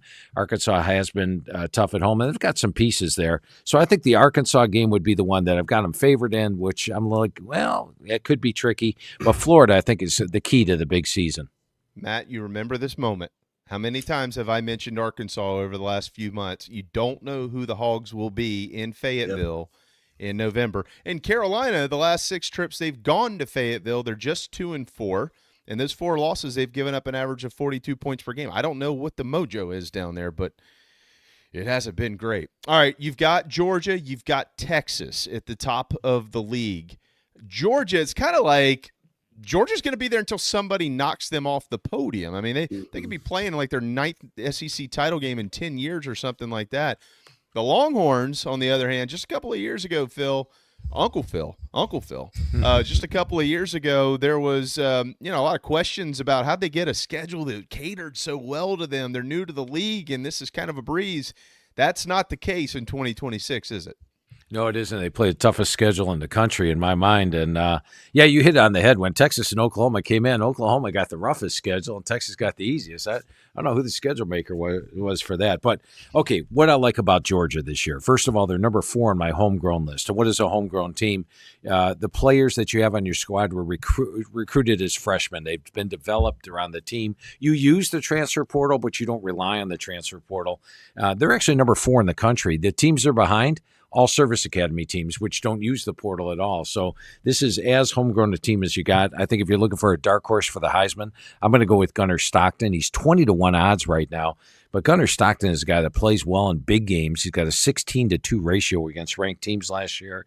He's a dangerous runner and passer. Will be an improved passer in his second year as a starter. He does well on 4th down, does well in the 4th quarter. He's got a great offensive line in front of him, which I rate number 7. He's got the running back core led by Nate Frazier that I rate number 6, and an outstanding tight end crew. And I think the receivers adding Isaiah Cannon from Georgia Tech is a nice pickup there as well. So watch out for that. And defensively, they are absolutely loaded. I've got Georgia rated as my number 2 defense in the country with my number 9 defensive line, number 5 linebackers, and number 3 defensive backs. All those ratings are in the country.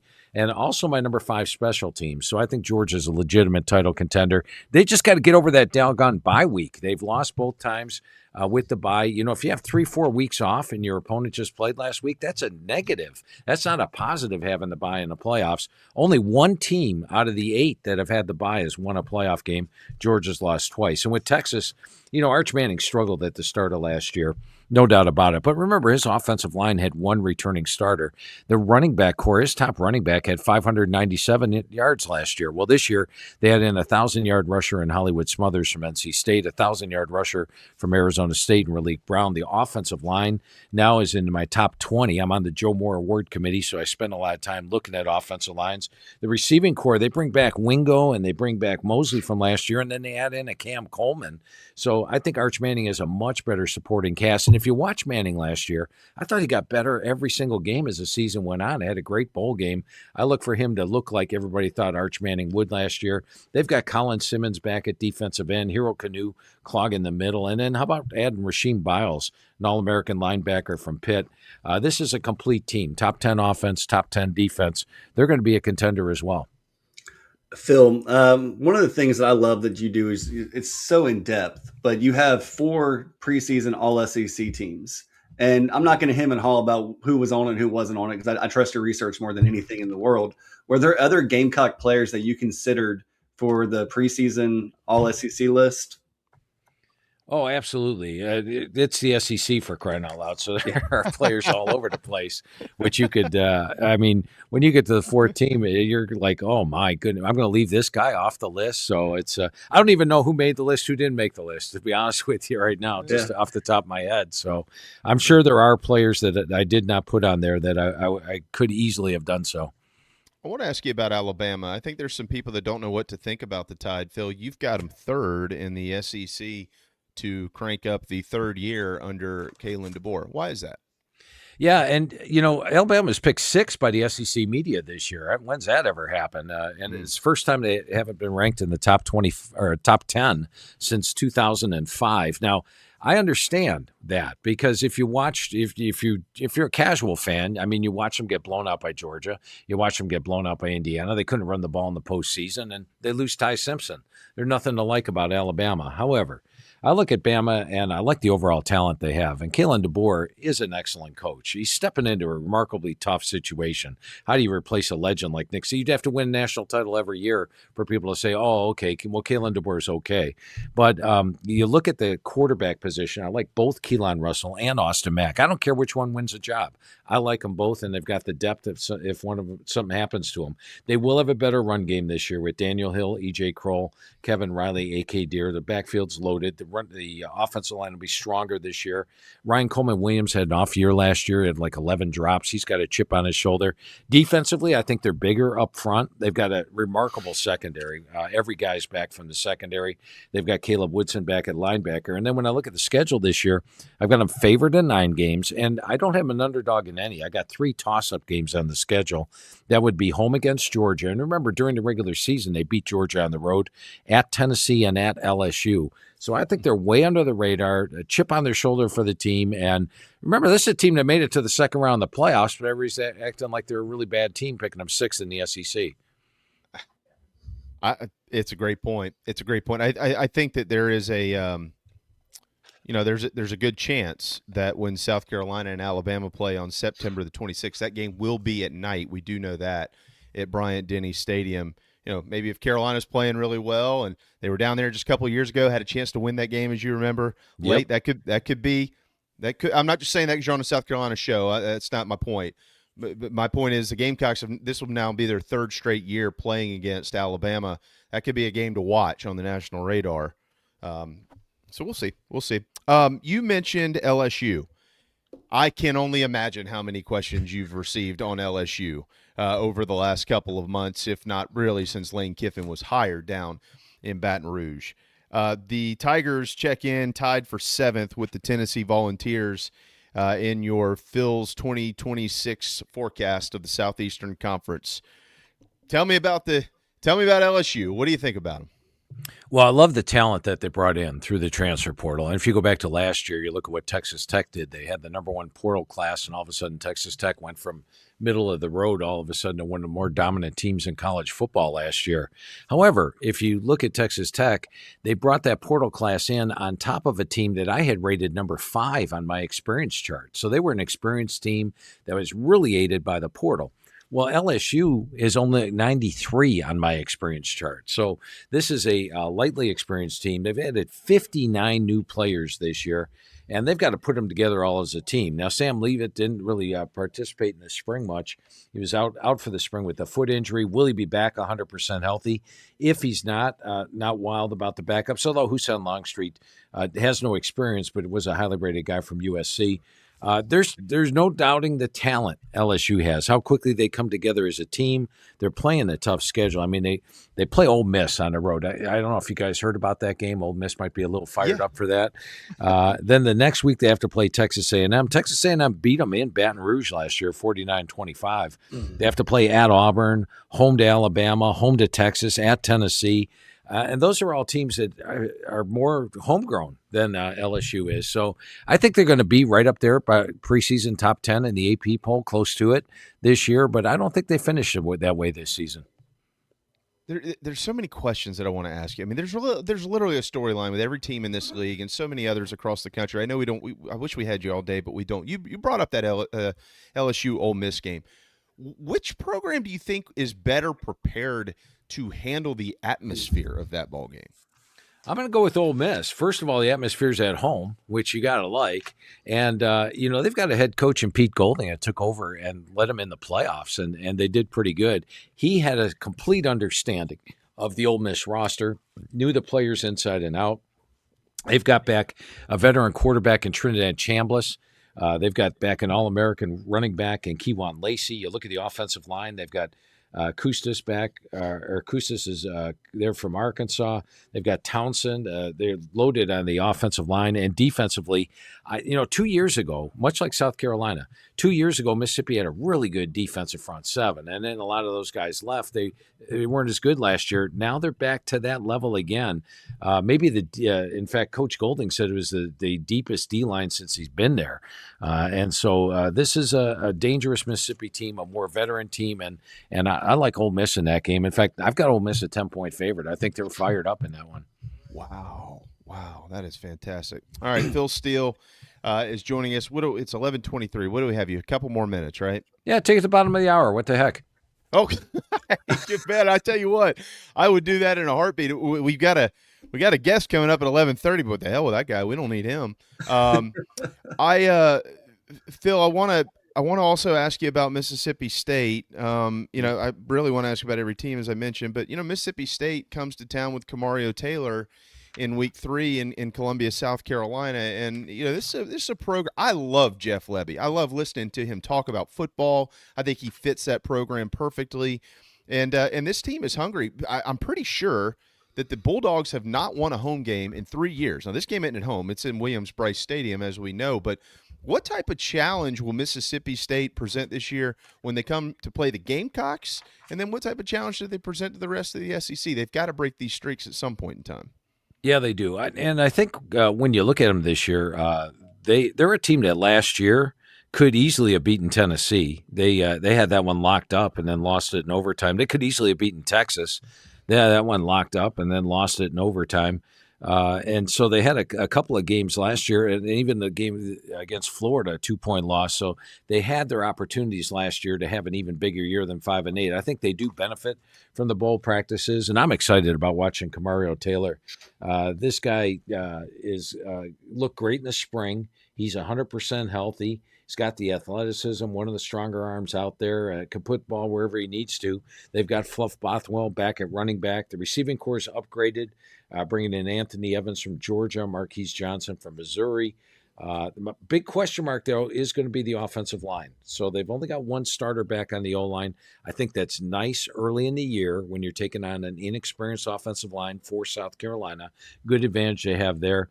Defensive line, once again, a lot of transfers coming in. They don't have a lot of experience coming back on the defensive line. So I think the line play is going to be the key for South Carolina in that game, and the fact they've got the home field edge. So I like South Carolina's chances in that game, but Mississippi State's going to be highly competitive, much like they were last year.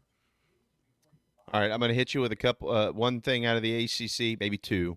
Hit you with a Big Ten, and then we'll get you going. Obviously, the game at the end of the year is the Clemson Tigers for South Carolina in the Upstate. We were looking at over-unders just a little while ago, and Their over/under win total this year, set by a lot of outlets, is just 7.5. That's a far cry from that Clemson program that we've kind of become accustomed to over the last 10, 12 seasons.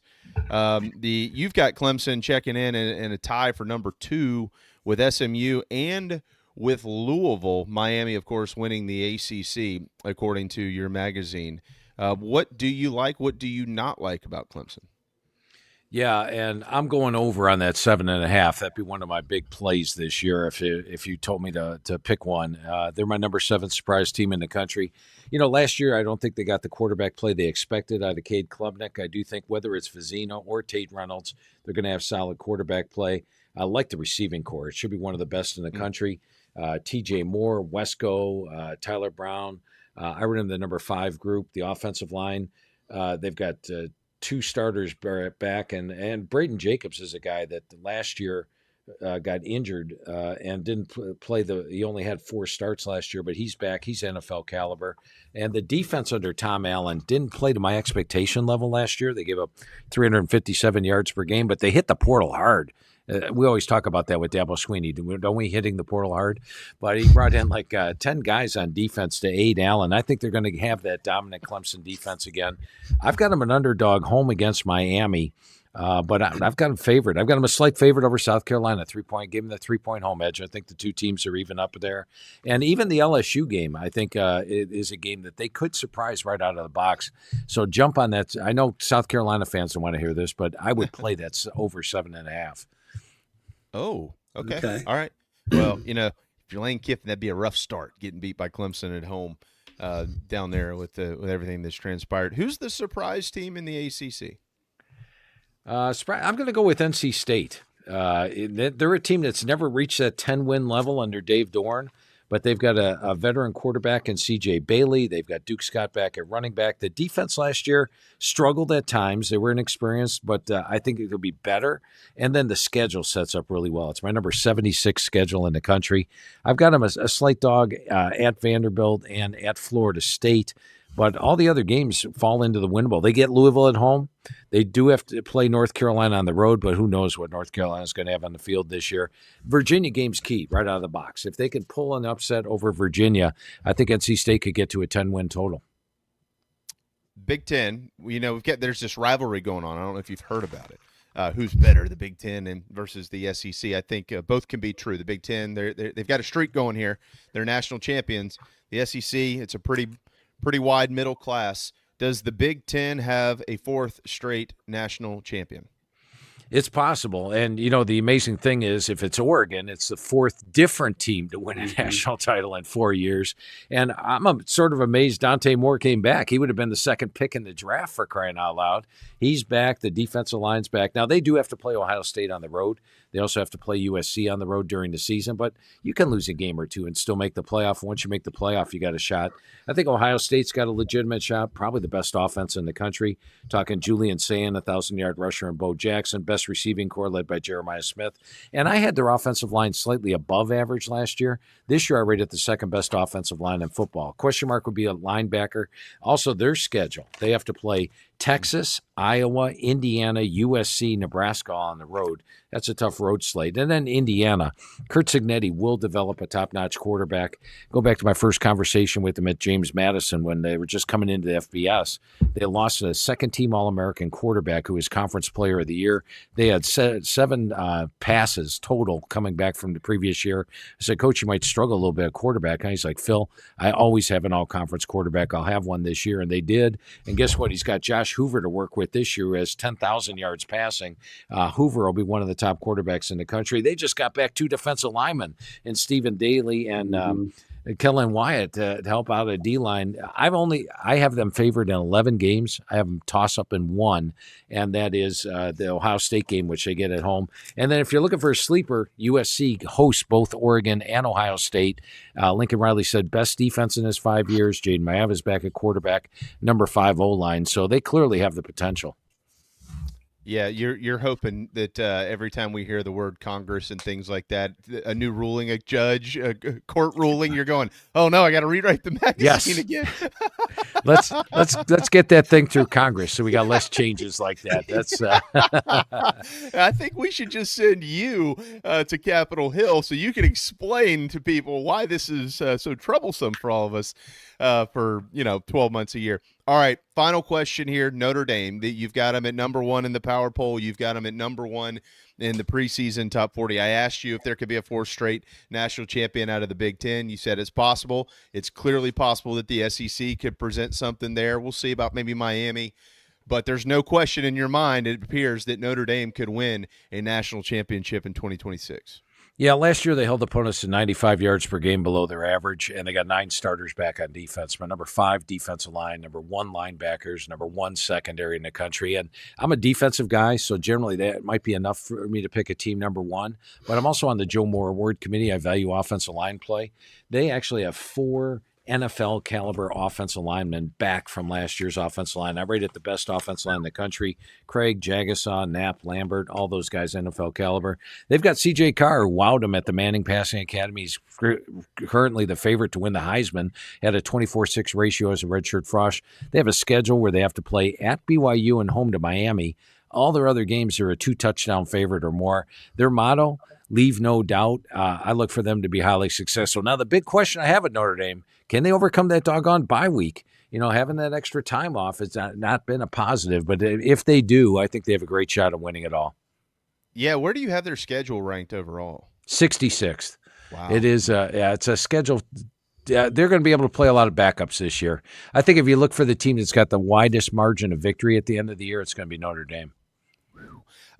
Personal question for you. I and if you choose not to answer, that's okay. But have you ever been approached or have you ever considered being a member of the College Football Playoff Committee? Have not been approached. I think they had a rule up until last year, I think, was no writers. I think Ivan Maisel broke that rule when he was on there last year.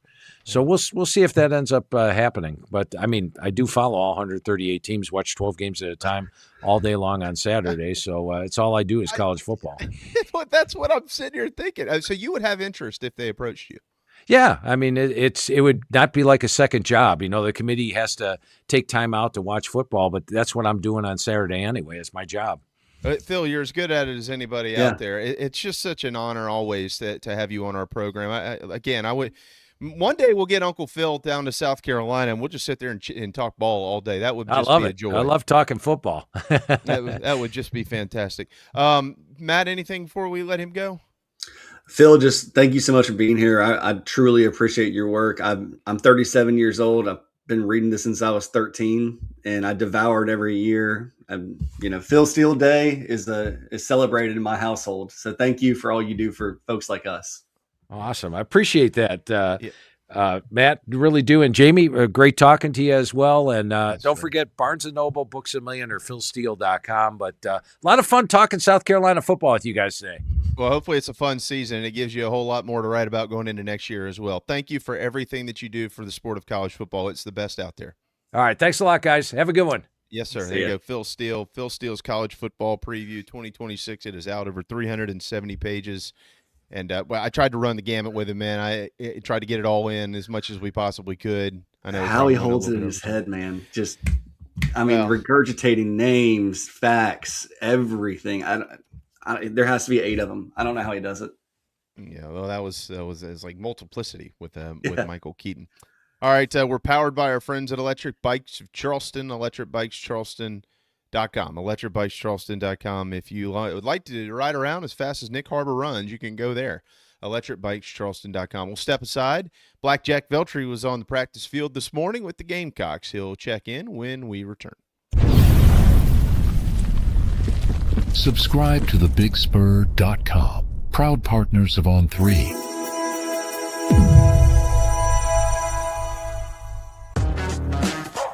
Gamecock Traditions is your Nike superstore and your home for anything and everything with a South Carolina logo. Visit us in the Midlands and order online at GamecockTraditions.com. Go Gamecocks! It's time to bring the gym to you. Do it your way on your time in your home. We all have busy lives, kids, work, and anything else that can interrupt our daily routine. Maybe it's free weights or a treadmill. Maybe it's a rower or a home gym. Visit Charleston Fitness Equipment and start taking care of you. Do it your way. CharlestonFitnessEquipment.com. Go Gamecocks.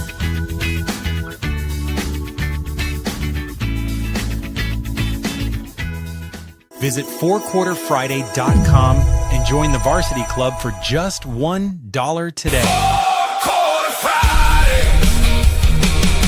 Whether it's fireside or poolside, if it's time to watch the Gamecocks, Palm Casual will make your outdoor space the best it can be. Visit palmcasual.com and come see us at one of our South Carolina locations. Go Gamecocks! Today and every day, we celebrate our great state of South Carolina. This week, our hometown highlight takes us to the PD in Lake City, home of the great Darla Moore and our friends in Johnsonville. We love the PD. Hey guys, this is Mason West with the West Law Firm. We want to say hey to all our friends and family out in Lake City and the Johnsonville areas. This is a great football part of the state. We can help y'all out in any way. Give us a call, 843-897-7525. This is Inside the Gamecocks, part of the Chiefs Sports Network. It's time for Carolina football, presented by Palm Casual Outdoor Patio Furniture. When I wake to find the solace of all we've become, I can't wait to make the promises that I've been leery of. Take me down, let me see how I'll be there in the morning when times have changed. I'll be there through the lights and all. I'll be standing like your soldiers and you just see through the days when I need to be alone. I will wait for you through the rise and fall.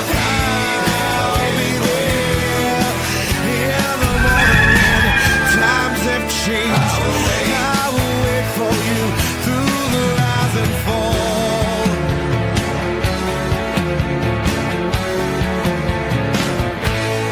Yeah, 11:38. We are still waiting as the great Darius Rucker and Hootie and the Blowfish were just singing to all of us. There's Blackjack Veltri, fresh off of the practice fields this morning, out there getting some reps in with the kickers. Were you out there in the kicking competition, Blackjack? Yeah, I'm sure I was. Yeah, I was out there real quick, just getting my kicks in. Yeah, so, I can probably hit it from maybe 10, 15 yards maybe, so. Well, that's from the goal line, basically, is what you're saying. Yeah, pretty much. Yeah, that's probably about my range right there. So even then, it might be a little bit of a tough shot. So, Last year, if Carolina would have kicked more field goals from the 1 yard line, they would have scored more points. Yeah, makes sense. Those are tougher field goals, man. Yeah, they can be. Yeah, there's no doubt. Appreciate Phil Steele for joining us in that last segment. That was wonderful. We gave him a nickname too. He's Uncle Phil now. He's college football's favorite uncle.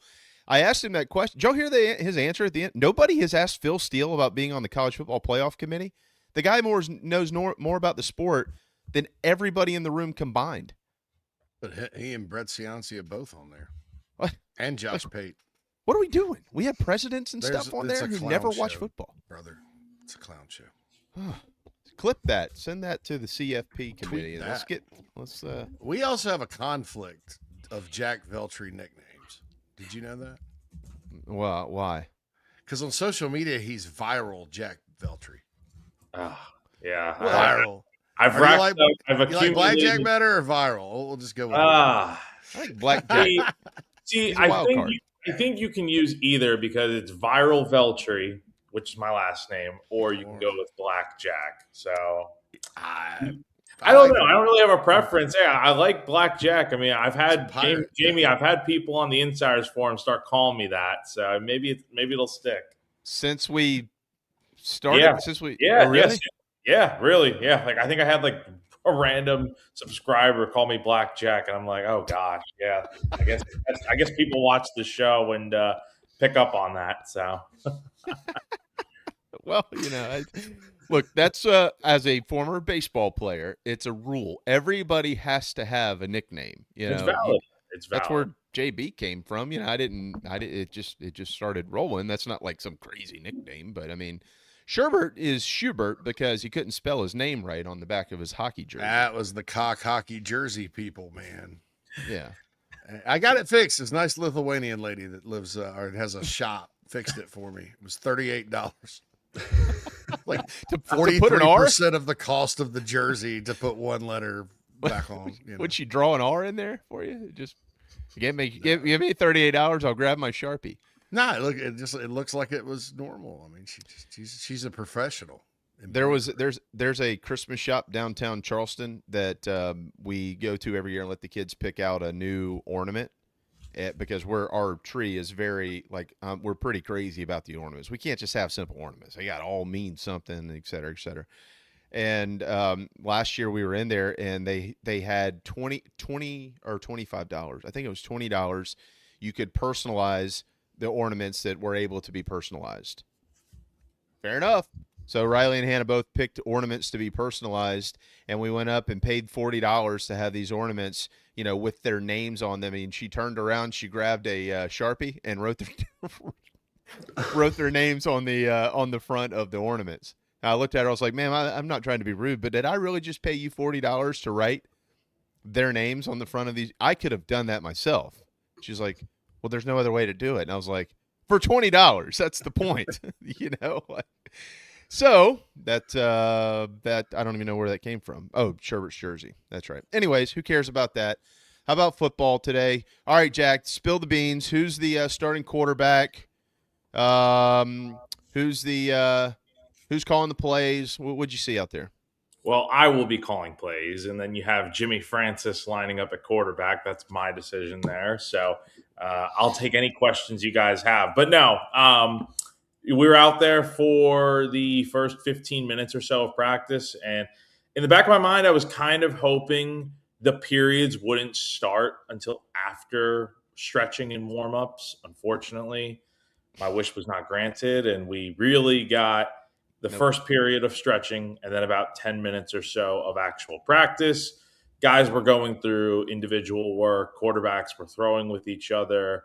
Offensive line was doing their thing, the drills that get all the flack and criticism of the world from all the couch coaches out there, right? But, a lot of ball security, some special teams work, receivers going through some route running with Mike Furry, who showed a ton of energy. That's the other thing, man, just a lot of energy out there. I think the guys are excited to be back out there and ready to get this thing rolling. So, kickoff's, 29 days away? So we're around the corner, man, and today was the first real day of it starting to actually feel like football again. Go ahead, Matt. So the burning question on everybody's mind from Shane Beamer's press conference yesterday when he went over injuries, were there any surprise yellow jerseys out there that you caught? So I don't even think they don't wear yellow jerseys anymore for practice. I know that. So I think they started wearing yellow jerseys back in the Muschamp era. Like that was for guys that were hurt. I know over the years they've worn blue jerseys. No, Spurrier did it too. Or maybe those were green. Yeah. Anyway, practice was wide open back during Spurrier, so we went every day. Maybe quarterbacks wore yellow back in the day. I know that was before I even got on the beat. But anyway, so Stewart, Peak. Stewart was out there in a black jersey because defense is wearing black jerseys now. Offense is wearing white. Quarterbacks are wearing garnet. The jerseys look pretty nice. They're just your standard practice jerseys, block letters, and or numbers, I should say, and then the Nike patch. But Stewart was out there in a black jersey, no helmet. He was off to the sideline, not really doing anything. So wasn't really partaking in practice, but he was there.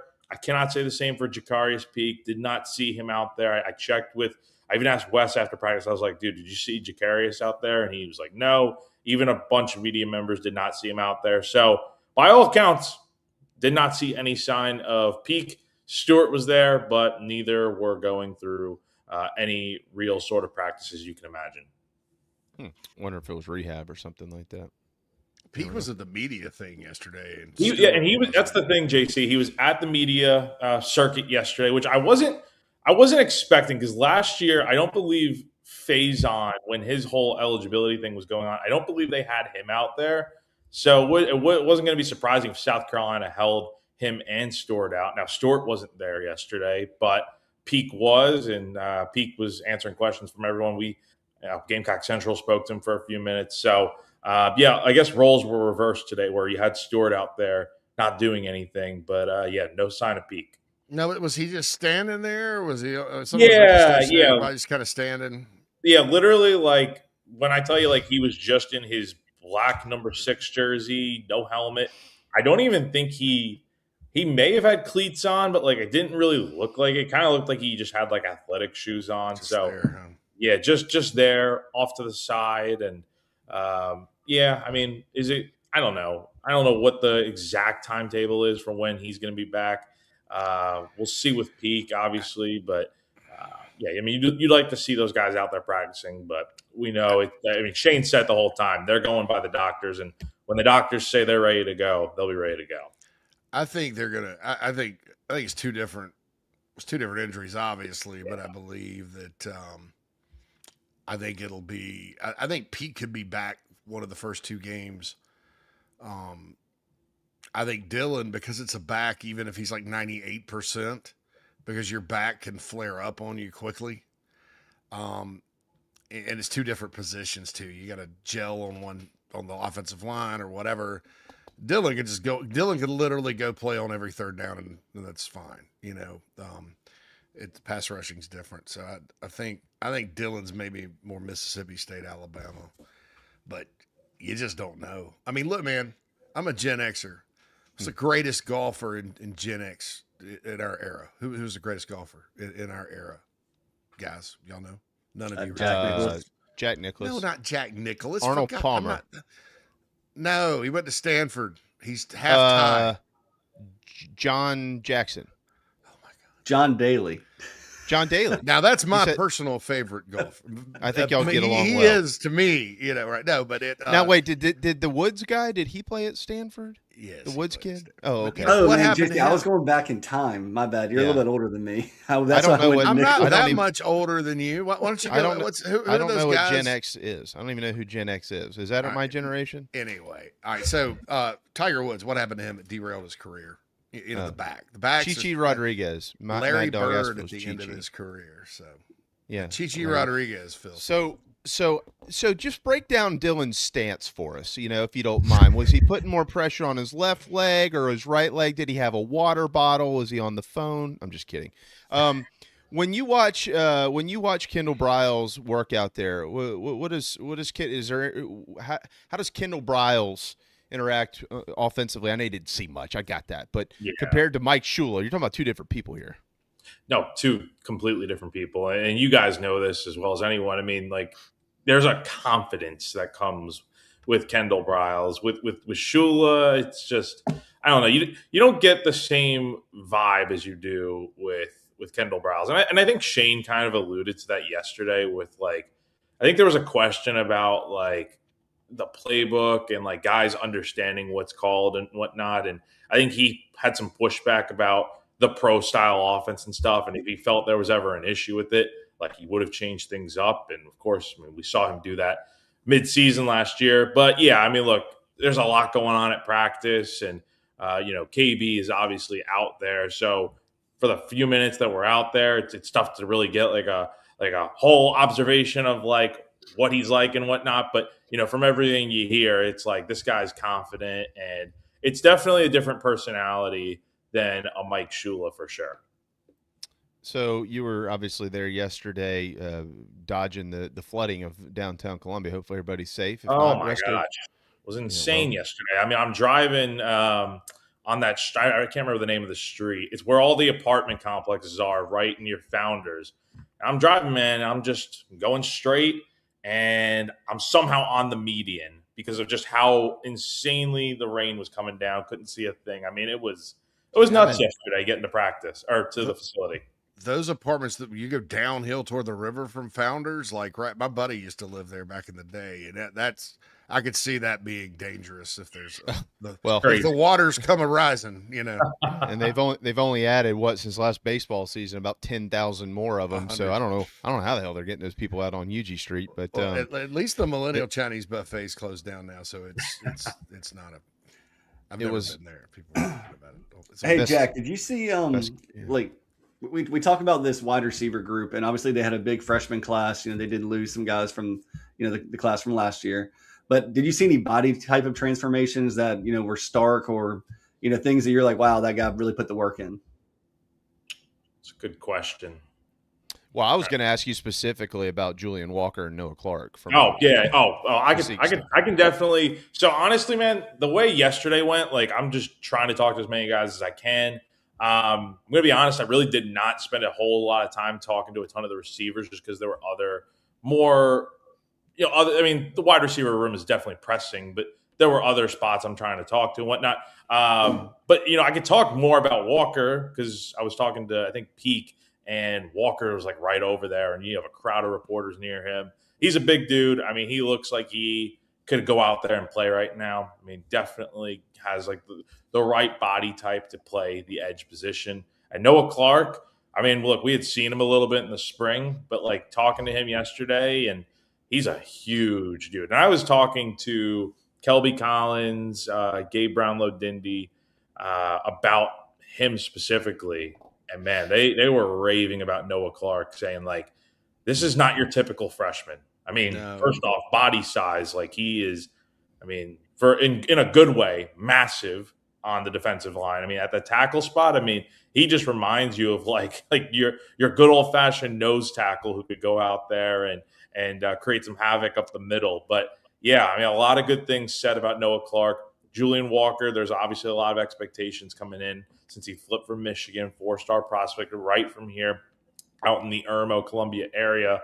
But yeah, I mean, all good things on those guys yesterday. I mean, they looked the part of defensive linemen in the SEC, Jamie.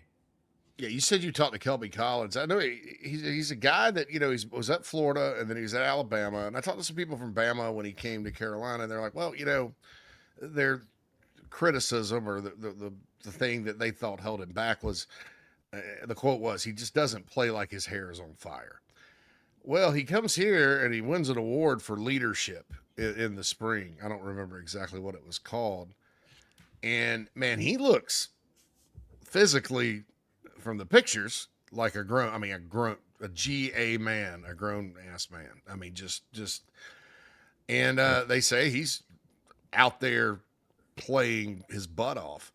What kind of sense did you get from him as far as his mindset? Because he's getting late in his career. This is it. His brother's with him and all that. But third SEC school, kind of one of my favorite type of guys is Birmingham, Alabama guy, and that's underrated in that state. But what kind of sense did you get from him as far as his maturity and his ability to lock in this year when talking? Yeah, no, I think he's definitely. I mean, I don't think he's someone you have to worry about because he's been around the block for so long now. And like you just said, he's been in the SEC for multiple years. He gets what it's like in this conference. And you mentioned right at the beginning there, JC, like he's got the size, 6'4", 285. He looks every bit of that and then some. And so I think he's going to be playing a critical role on this defensive line this year. I think we're going to see, I was talking to Travian Robertson at Birdies with Beamer last week, and I asked him about what do you look for in terms of guys, like what kind of things help separate themselves with guys figuring out who's going to start. And quite honestly, he kind of said the opposite. He doesn't really want guys to separate themselves. He wants guys to come together on that defensive line because, as we all know, you can have your starters out there, but those are big. The trade-off of those guys being so big and physically strong and intimidating is that they can't play every single down. Like they're going to have to rotate guys in and out. So where having depth on that defensive line is so critical. And look, I don't know if Kelby's going to start this year.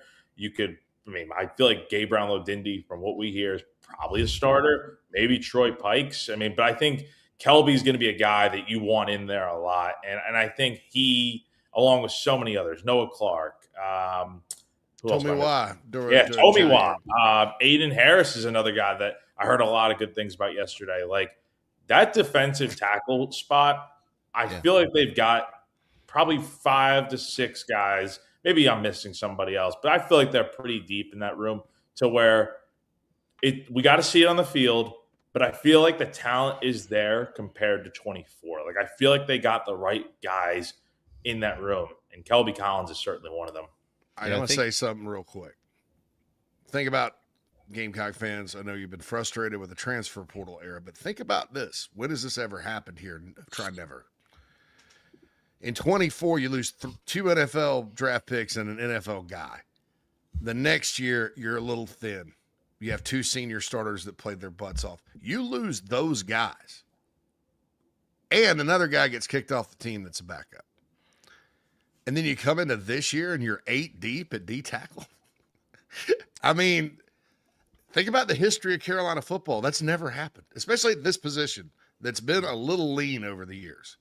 I mean, that's why sometimes the portal, and they recruited some guys out of high school and developed some guys too. The portal can really be of benefit. We didn't mention Jordan Thomas either from Georgia. Yeah, Jordan Thomas too. He's another guy that I think is going to contribute for sure. I mean, they're very deep at this position, Well, JC.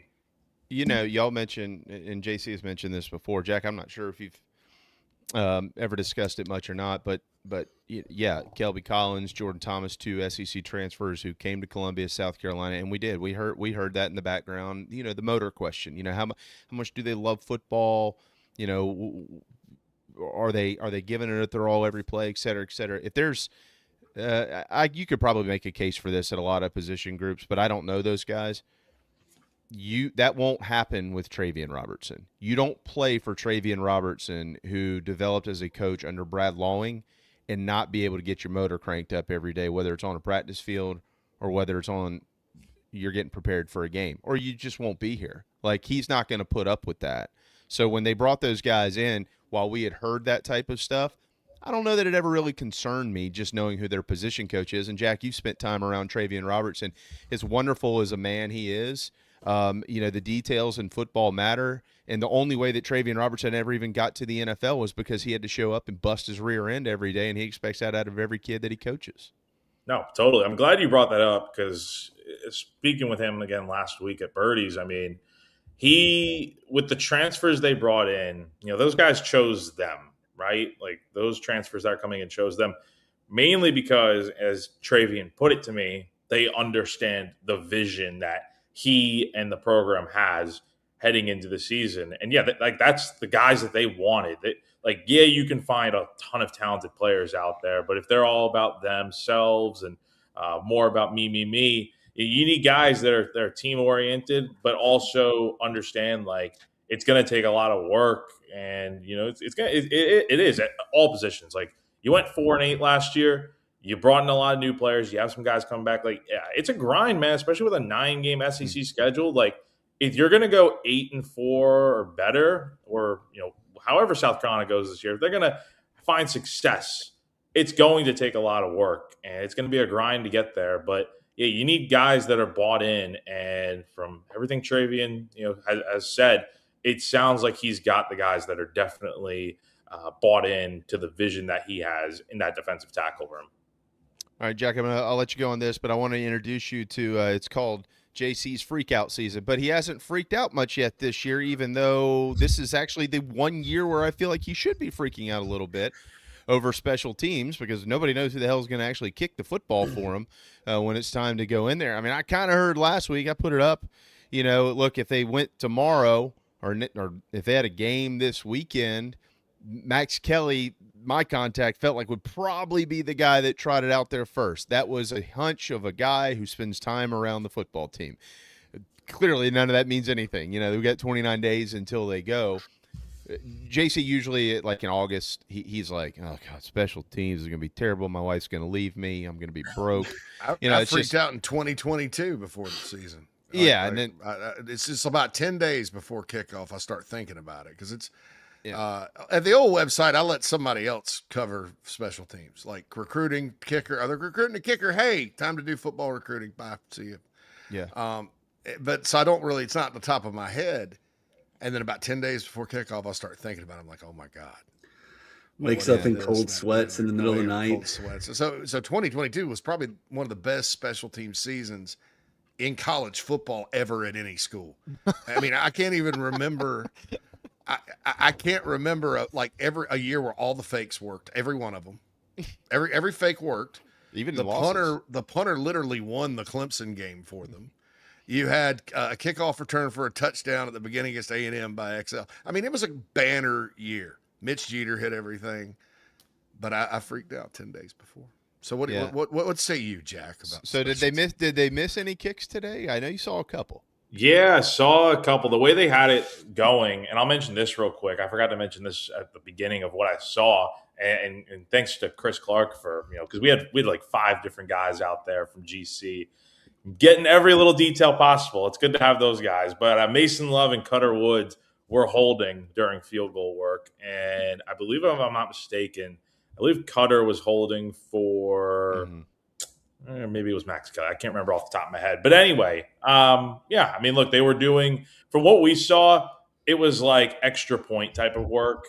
They had like, the way I'm trying to explain it, I can't show it visually, is they had guys like lined up, from extra point range, and you'd have like one guy going after another, lined up right to left to right. And Matthew Smiley was in there, yelling and whatnot, getting into it. So, look, the kicking position heading into the season, you're going to have Malik Gorson, you're going to have Upton Belafant, and you're going to have Max Kelly. The way I look at it is Upton's got the most experience because he was kicking at Buffalo under Pete Lembo, obviously at Texas Tech last year. Orson and Kelly, they don't have in-game field goal kicking experience. Now, Kelly obviously last year was your kickoff man, and that's going to be his role again this year. It's just about, okay, can he win the job coming out of camp? And I was talking to him yesterday, and the biggest thing for him that he feels like he's learned from last year and where he's grown is being way more consistent. Like there were times where he just felt like he wasn't consistent enough out there, whether it was going through pregame warmups or kickoff duties. He feels like he's figured that out this year to where it's not even about range for him anymore. Because I asked him, like, what's your range right now? And he said mainly it's just trying to be more consistent. Like he stopped worrying about how far he can kick from. It's more so just about, can I be the guy that goes out there and makes field goals consistently, which, as we all know, that's what this team needs, right? Because the last 2 years, the numbers aren't like awful with Herrera and Joyce, but when it mattered most, I feel like you could not consistently rely on South Carolina to make a field goal. And look, 2 years ago, you really were a field goal or two away from making the college football playoff potentially, right? If you make that kick against LSU, who knows what happens, right? Or the Alabama game. Or even like the Illinois bowl game, right? Because you missed that field goal right before halftime. So there are a lot of spots where South Carolina needed to make a field goal. And, you really don't know that you need a kicker to come through until the moment comes. I mean, it's a position that you can definitely overlook. But when the time comes, there's going to be that moment during the season where South Carolina needs to hit a field goal. And we'll see if they have the right guy out there. With the battle, though, we've seen before, like 2 years ago, I think, with naming Herrera the kicker, if I'm not mistaken, I think it took until game week for Shane Beamer to announce that Herrera was starting and won the job. So will it come to that point again? I'm not sure. I think they're going to put these guys through as many game-like situations as possible. There's only so much you can do to simulate it. And even then, it's not even going to be the full extent of what a game is like. But, they're going to put a lot of pressure on these guys. And ultimately, it's pretty black and white. Like, whoever's making the most kicks consistently is probably going to be your starter at the end of the day. And you could say the same thing with the long snapper battle, which you have going on as well. But who's gonna win that one? Is it the kid from Wisconsin or the kid from Chicago? So you got Yoakum, Farrow. I have a Yoakum gut feeling about that. I don't know why. But you also have Matthew O, the kid from he's from Georgia, right? And I feel like there might be one other guy I'm missing, but Yeah, I don't know about. I mean, we'll see. I mean, long snapper. Shoot. I mean, whoever just has the most accurate snaps. I don't know who that's going to be.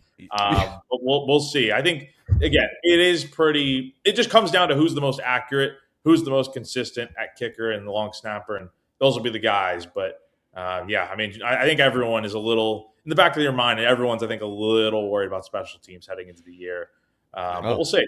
Kicking game, especially. You're about to see the ringleader here before long. He's going to be Tyler. Well, if you have a bad long snapper, that's the worst. If you don't if you have 4 long snappers and none of them are worth a toot, that could ruin your. And look, sometimes bad things happen around here, gentlemen. No, sometimes they do, and they come out of nowhere. Is that our breaking news story? Like Carolina's finally got a great offense and athletes all over the place, and really they're really good.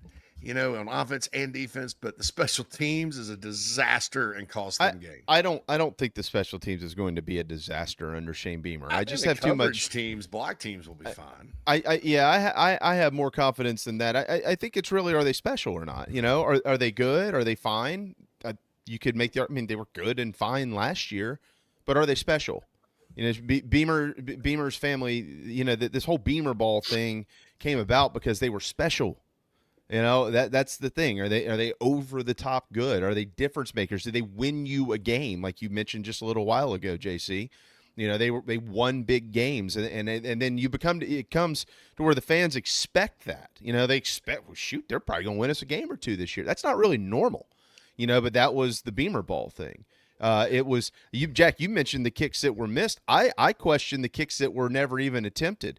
Like I could go back and look in games. I mean, Alabama's one of them last year. Was there a moment in time where you're calling the game a little bit differently against Texas A&M because those games, you get a field goal, you win those games. You could have maybe Alabama's totally different in how you manage the end of that ball game if you're up by 10 instead of 7. If you're up by 3 in College Station, guess what? You win the game. It's the 40+ ones, JB. Like everybody how is that should make your strategy? 39 and in, consistently. But if you can't steal points over the course of the game because the offense stalled out and it's going to be a 44-yard attempt, it's like basketball. Brad Stevens used to call his out of bounds plays special teams like football. It's like we're going to steal something here. Like we don't deserve it, but we're going to take this point because we can get our guy open right under the basket. That's 2 points. Same thing with those 40+ yard field goals. You got to be able to hit them because you're not going to score a touchdown every time. That's a great point. So, Jack, just send that message along for health concerns. I'll make sure to do that. Yeah, you let Shane know, and when I talk to him, I'll let him know. Hey, look, I'm worried about JC's health here. Get the kicks right so we can get this guy through another football season. For the love of Pete. Anyways, what's your lunch plans today? I'll be cooking lunch here. I made some chicken last night, grilled it up, so I'll probably have some of that for lunch. Oh, grilled chicken on the grill or like? I say on the grill. It was through the air fryer, but the air fryer has a system to make it taste like it's grilled. So. Gotta keep your TV look going, Jack. I know.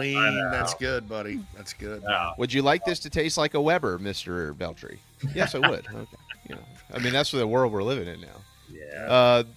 So are you doing anything for the wedding, really, from a physique standpoint? Are you like jumping in the gym and eating avocados? I'm going to the gym pretty regularly anyway, but I'd like to shed a few more pounds before July 10th next year. So you got I got a year, man. I got a year to figure everything out. So you got to take it easy on the press box food. That's what gets people. I know. That's what kills you, man. The press box meals, as good as they are. They can a year covering the Gamecocks can change your physique. Tell me about it. Tell me about it, JC. I know we got the big question for debates and taking over for the greatest ever. Steve Fink is, and which I'm never up in football press conferences. I'm just going off of the very few that are actually had at baseball. But I know all you guys who are up there, and I know how you eat. Cloninger talks about it all the time. Fink is pretty good about making sure there's good meals in that press box at Williams-Brice Stadium. So if debates is lacking in that department this year, we might be on the hunt for another SID. Mike, you better be listening closely here. Absolutely. Well done, man. You can find him at this place, Gamecock Central, I believe. And right now, if you're not a subscriber, Jack, tell them what the everyday low price is to be one.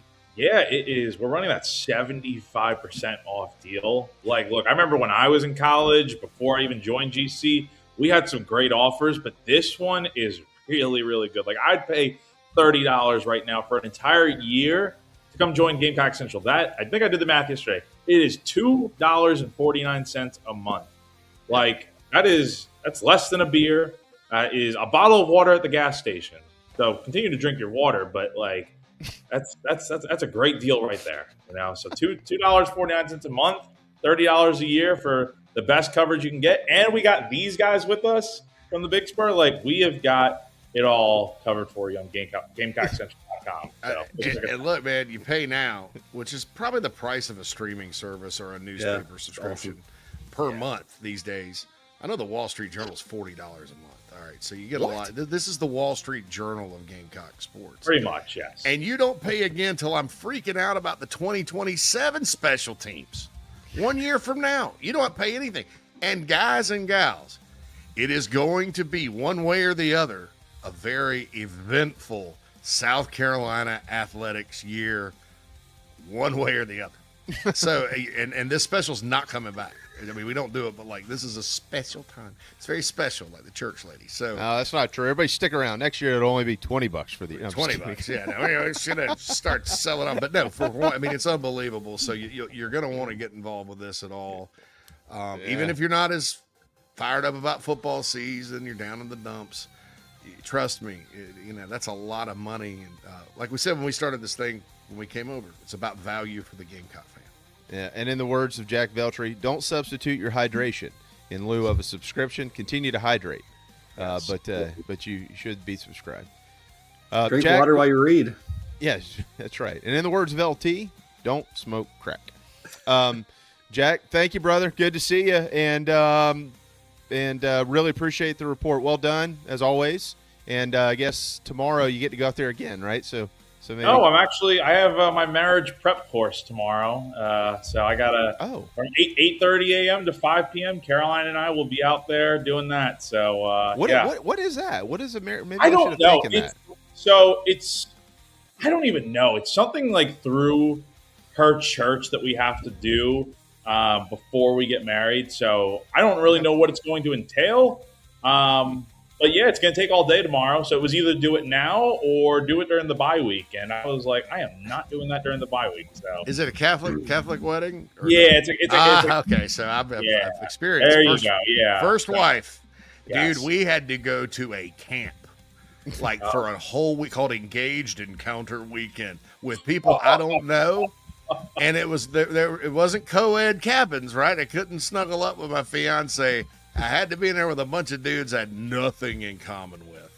Nothing. And then we had to do these activities. And then I'd never, at the time, I got along. I met my ex-wife at Carolina. She's a great person. We had gotten along. We got the biggest fight. I mean, it was, dude, those things are brutal. Anyway, I wish you the best, Jack. Yeah, Jack, I'll give you the same advice that my father-in-law gave me. And, when you get married, you can either be right or you can be happy. Oh, I like being happy. Yeah. I'll take that 10 times out of 10. So I tried the right part for a while. It doesn't work like you think it might. You think, this guy is blue. I'm right about that. You're actually wrong. It doesn't. But I'm just hearing stepbrothers in my head after JC. So much room for activities. Was that you? Did you put your nuts on their drum set? I should have and gotten intentionally kicked out. The food was terrible too. Like they had some kind of like hot dog weenies cut up and some kind of like bean that wasn't baked, wasn't like beans and Franks. I don't even like that crap anyway. And it was just like they didn't. It was at a camp up in Clemson. It was in Clemson of all places. Oh well, maybe that's a possum. There you go. I don't know, but I wonder that. I had the worst time of my life. Now that marriage didn't last. So this didn't work, huh? Maybe it should have. Didn't pay. But no, I'll just never forget that. She probably feels the same way. I mean, it wasn't foreshadowing or anything. But that, I bid you Godspeed, good sir. Be thankful it's just a day and you don't have to go to a camp. Yes, it like multiple, and I'm like, let's just knock it out all in one day. It'll be fun. And you know what? I don't have to go watch 15 minutes of practice tomorrow. So of stretching. Yes, I'm stretching. Yes, thank you. So now I'm just imagining JC doing the trust fall with these guys in the cabin with him for team building. Yeah, no, with stuff like that. Yeah, like with the back and you're catching me. But I mean, you worked with the girls on that. But at night, you had to go in there. These dudes snored and pass gas, and it's just like I'm like, bro, the worst people I've ever. I'm gonna been put around. my nuts on your drum set. Exactly. That was my. I mean, I've never seen them again. I can't tell you one of them's name. I don't care to. Well, a lot of Clemson people. Carrie and I celebrate our 9th anniversary tomorrow, so we're past all this. Yeah, we're July 9th, and we just did 10 years, so we're right around there all together. See, Jack, look how happy we all are. Yeah, it can work. You'll be it's fine, the greatest Jack, thing trust ever, me. man. You're gonna love it. Smile and wave, boys. Smile and wave. Keep it between the navigational beacons. Oh man, Jack, checks in the mail. I know we kept you 16 minutes Thanks, too long, bud. but checks in the mail. It'll be there before next football season. It was a lot of fun. Appreciate you guys as always. Let's do it again sometime. Thanks. See you. Thanks, man. See you. There you go. All right. Well, That I guess was I'm going to go fun. work on my physique too. Yeah, Fridays are fun around here. So now we have Uncle Phil. You're just the mad dog. We don't have any other Phils that pop in around here, do we? Corn blue. Every rare once in a while, Phil we get Snuts. a corn sighting. Mm-hmm. Yeah. Philip Yeah. Snuts. Philip David Phil, Snuts. Phil, did you get a new chair?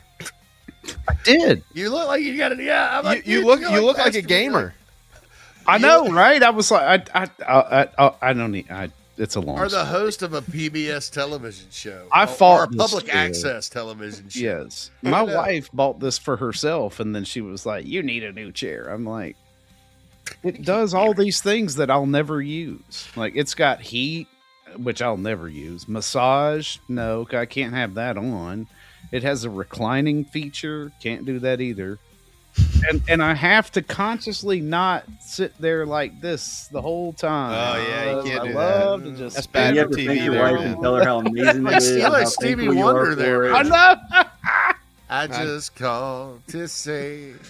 I feel like you just like clicked on, like you just logged off of like Call of Duty or something. You know what I mean? Like, I'll be right back. Yeah, I know. Don't I kill know. me while I'm gone. Yeah, You that's know? right. Hold on, I'll be right back. Yeah, that's right. That's right. Listen, I've been married for 23 years, and I don't recommend it for anybody.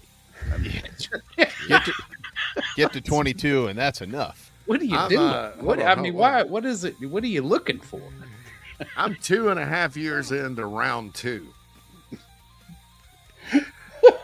Round Oh, two. yeah. That's right. I went back for seconds. It's like, remember I was saying I don't eat at Chinese buffets anymore? This is a different type of buffet. Yeah, this is very much. I'm a one and doneer in that marriage department. Oh, same. Yeah, right. Yeah. Same. So, if for some reason something never worked out, well, it'll just that'll be that. A friend of mine's on his second marriage too, and he said, we were talking one day, and he was like, I think we all feel this way when we get to number 2. Those of you that haven't, please don't go there. It's worse. It's just I wish you all happy marriages, but when you do get to number 2, it's like when most of the time, unless you're one of these serial marriers, like some of these guys are that have 6 wives. Well, I'm gonna give it another go. Really? Right. But he told me, he was like, and he's got kids and stuff. He's like, man, if something ever happened with her, I'd just go live in a cabin up on the mountain and just not talk to anybody anymore. Yeah. And he was dead serious, and I believe he would do that. And I think he would be much happier. I've said that before too. Just gonna go. The only way you'd find me is if you took a wrong turn. I mean, that's about it. I'd be happy living in a nice camper, in a campground by a creek in Maggie Valley. I'd be cool with that. But no, I enjoy walking around cleaning up after children every day. So, see, kids are different, and you don't have to have one without the other. It's like that's you can achieve both. Yeah. Nah, we're all very, very happy.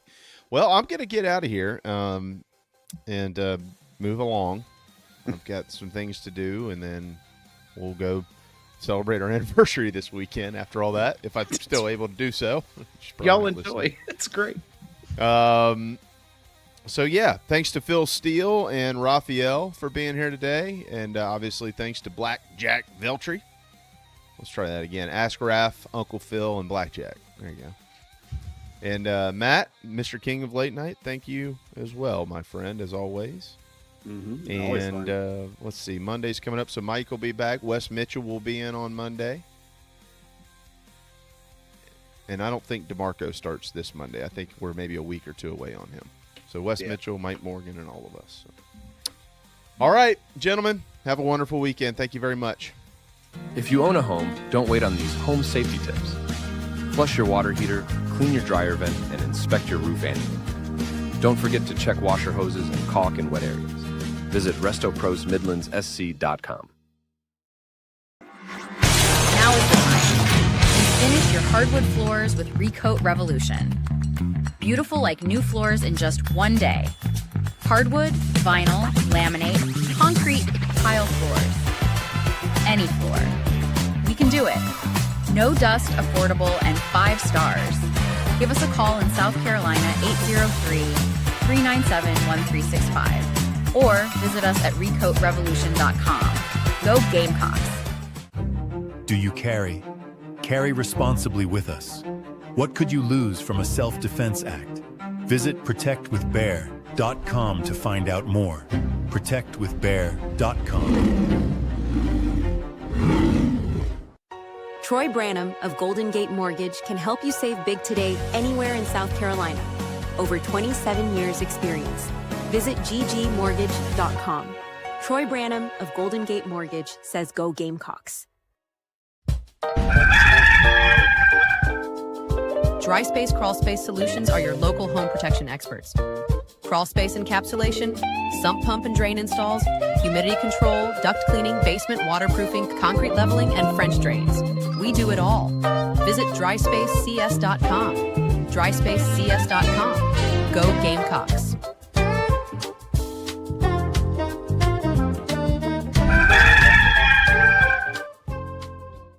If you have experienced water damage, storm damage, fire or smoke damage, or need mold remediation, you need Resto Pros of the Midlands. Visit RestoProsMidlandsSC.com and go Gamecocks.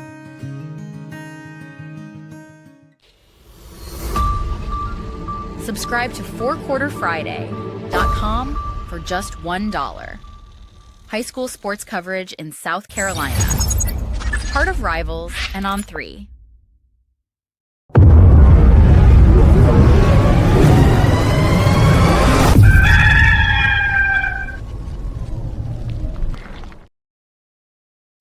Clowns are people too.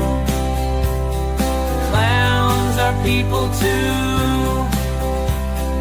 Now I own some tiny horns and got me those red shoes. I don't know much, but know one thing that's true.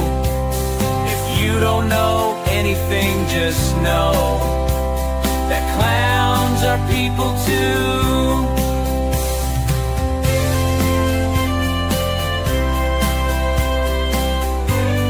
Now back to the clowns on the Chief Sports Network.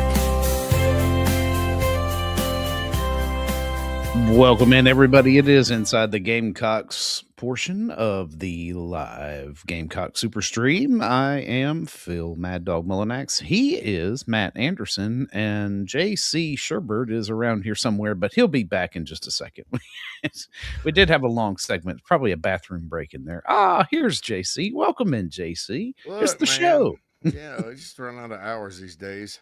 This is Inside the Gamecocks show, the abbreviated Friday version, because Jack was so fun. And yeah, I didn't want to music and cut that off. I was like, all right, it was actually, this is wonderful. Substantive conversation. Wonderful, wonderful, wonderful. But Matt Anderson's in with us on Fridays. We always enjoy Matt. Host of the Late Night Gamecock Show, and our one of our writers at thebigspur.com, GamecockCentral.com. Go check his stuff out. And we'll get right to it, man. Without giving away the farm, like, I thought your article on Jaden Sellers this morning was kind of a numerical way to back up what we've been hearing about him at practice. Yeah, the article is fun to write. It's fun to go into, and especially a kid from Florence. Florence, South Carolina is my hometown, so obviously love writing good, positive stories. But he was a kid that was hurt, couldn't play a lot to start the season. The Gamecocks probably had a need for him. He could have helped earlier, but once he broke onto the scene, he had multiple big games, and it's one of the things where you can't just doubt chemistry. Like the chemistry that he has with Lenore's is insane. And the fact that he's been catching balls from Lenore since he could probably catch a football, they're going to be on the same page. And what you really need in Kendall Brown's offense is that explosive down the field receiver that Nick Harbor can be, but you also have to have a really good slot receiver that can take pressure away from the downfield shots and make people miss in a phone booth. And on Jaden Sellers' 22 receptions last year on 29 targets, he caught 78% or 80% of the balls. He made 9 tacklers miss. And that's what you have to do. It's not always 40 yards downfield and a touchdown. Sometimes it's stringing drives together, setting the defense up for something different later. And I just think Jaden Sellers can be a key to unlock it all. The last 2 years, too, even in 24, South Carolina's receivers just did not do much after the catch as far as being elusive and things like that. I don't know what the deal was. I mean, they were kind of young last year, but Jaden's one that can. Jaden's one that's got that little wiggle to him. If people would ask me what was kind of missing from Mazeo Bennett's game last year, it was that. And Mazeo wasn't extremely elusive his first year, but I've seen in high school he was. I felt like he would get comfortable and take that next step, and he just didn't. Nick Harbor's not going to be that elusive. Nick Harbor needs to find space, get upfield. He's just not that kind of guy. I tell you someone who is, though, and Matt, I should have shared the film with you because I've rewatched it and I just realized Sequel Patterson on his high school film does stuff that if I were, let's just say I understand why they had him 18th in the country. And this was his final year film. His other film was good too. His elusiveness and the way he can make people not tackle him, the quick feet, the quick twitchy athleticness. Then you hear, I think he's kind of one of the forgotten guys in the class because so he reclassifies, right? So he's really 2026. He's supposed to be in this class, right? Just like Donovan Murph and Jordan Gidron. Then during his recruitment, South Carolina was kind of losing play. It was like when Smoke Matthews was starting to trend to Texas, and that offensive lineman from North Carolina ended up, Shabazz went to Tennessee. So Carolina was losing some recruits, and they weren't expecting to. And then Sequel just committed, and it was like, oh, okay, yeah, we got Sequel Patterson. They were supposed to. and then he doesn't come in until the summer, so you don't lump him with the occurrences because we don't have the runway of, him at practice. But everybody you talk to that's watched him play at the high school levels, like this guy's not just, he's special. As we talk, I don't know if you guys talked about it today, but it was on the Insiders Forum on the Big Spur and Gamecock Central. Wes put it up. He put a prediction, or he mentioned in a thread with his prediction. Somebody mentioned that he thought Darius Gray would start this year at some point at some position because he's just better than the people they've got. Sometimes you get freshmen that are. Even at Ohio State and Alabama, that happens. Mm-hmm. I know there's a bunch of receivers. I hate to throw another log on the fire. This guy may just be better than some of the other guys just because of what he does. The difference between his high school film, which you would put in an elite category, and the high school film of, say, a Donovan Murph, which you would put in semi-elite category, right? Donovan Murph absolutely is a high 4-star, top 100 player in the country, a special player. But he doesn't do what Patterson does on film. And so that's, bro, that just waking up to that notion, because some people probably don't even forgot he was on the team. We just didn't hear from him because of his recruitment and all that. So I don't know. But McKellar, well, he was freaky, man. I saw him in 7-on-7 camps over the years, and Sequel was always a freak. And it was, when we talked to his coaches and people that are around the program while we're at camp, I'm talking about their high school programs, the coaches that played against him, the 7-on-7 before. I mean, he would play offense and defense, and everything was he could be a potential All-American on defense or offense. But if you're not putting the ball in this kid's electric hands, you're making a mistake. And look, Jaden Sellers, don't sleep on him playing outside some as well. He played predominantly in the slot last year. And Sequel, he's 5'10", 5'11". You do see outside receivers that aren't 6 foot, 6'3" that get up and down the field and make mismatches occur. So if Sequel is ready to go at some point during this season, you maybe can see a breakout like Jaden had towards the end of the season, where now you have a lot of electricity on the field in the pass catching area. And with Mazio, the reason I have Jaden ahead of Mazio is not because I think Mazio is a bad prospect or anything like that, but Jaden's ability after the catch is special. I mean, he's going to get you 7, 8, 9 yards after the catch almost virtually every time he touches the ball. And Sequel can do that as well. And what I've seen him do just at the high school level. But there's the potential for just a very good wide receiver room, and everyone runs their own race, is ready when they are. And I'm not predicting that the starting three, the 4 or 5 wide receivers that play the most snaps against Kent State through Mississippi State are going to be the receivers that are playing the most when the Clemson game rolls around. Yeah, Nitro Tuggle. One of the things I love about him is after yards after catch. I think he's a physical tackle breaker for a receiver and all that. Extremely elusive. That's one of the best things Nitro does. His ability to make people miss is not at Sequel's level. I don't know that I've seen that out of Jaden Sellers to that extent either. I'm not saying Sequel will start over any of them. I don't even know if he'll play, because there's a lot more to it than just, hey, I'm good at this at the high school level. But this may be a situation. And look, man, it's nothing for freshman receivers to go out and play. We've seen it through the years here and everywhere else. But I just keep an eye on him. That's one I'm curious to see how many. And look, opening against 2 teams that you should beat handily, that means at some point he'll get on the field, and some point he'll get the ball in his hands, and we may all see something that's special. Maybe not. I'm not trying to hype it. I've been hyping different receivers for. Well, the other thing I'll tell you about Nitro as well, if we're going to talk about Tuggle, is his contested catch rate last year was over 50%. And like NFL level at the college, college player going to the NFL level, they're looking for like 44 to 46%. And last year, Tuggle was at 53.8%. So, I mean, you're going to need that too, the go up and get it guy that can make a catch where it's hard, and that can keep chains moving as well. So they have a plethora of talent. They got to get all the talent working, rowing the same direction. But I just really, we're in the kind of prediction season part of, football, and Lenore Sellers has no excuse not to be pretty good this year if the offensive line holds up with the talent he has to throw the ball to. Absolutely. McKellar Enterprises chat box. We're going to get to that. Ethan asks, does Pike start opposite Gabriel Brownlow Dindy? I think right now it's Tomiwa Durajaye.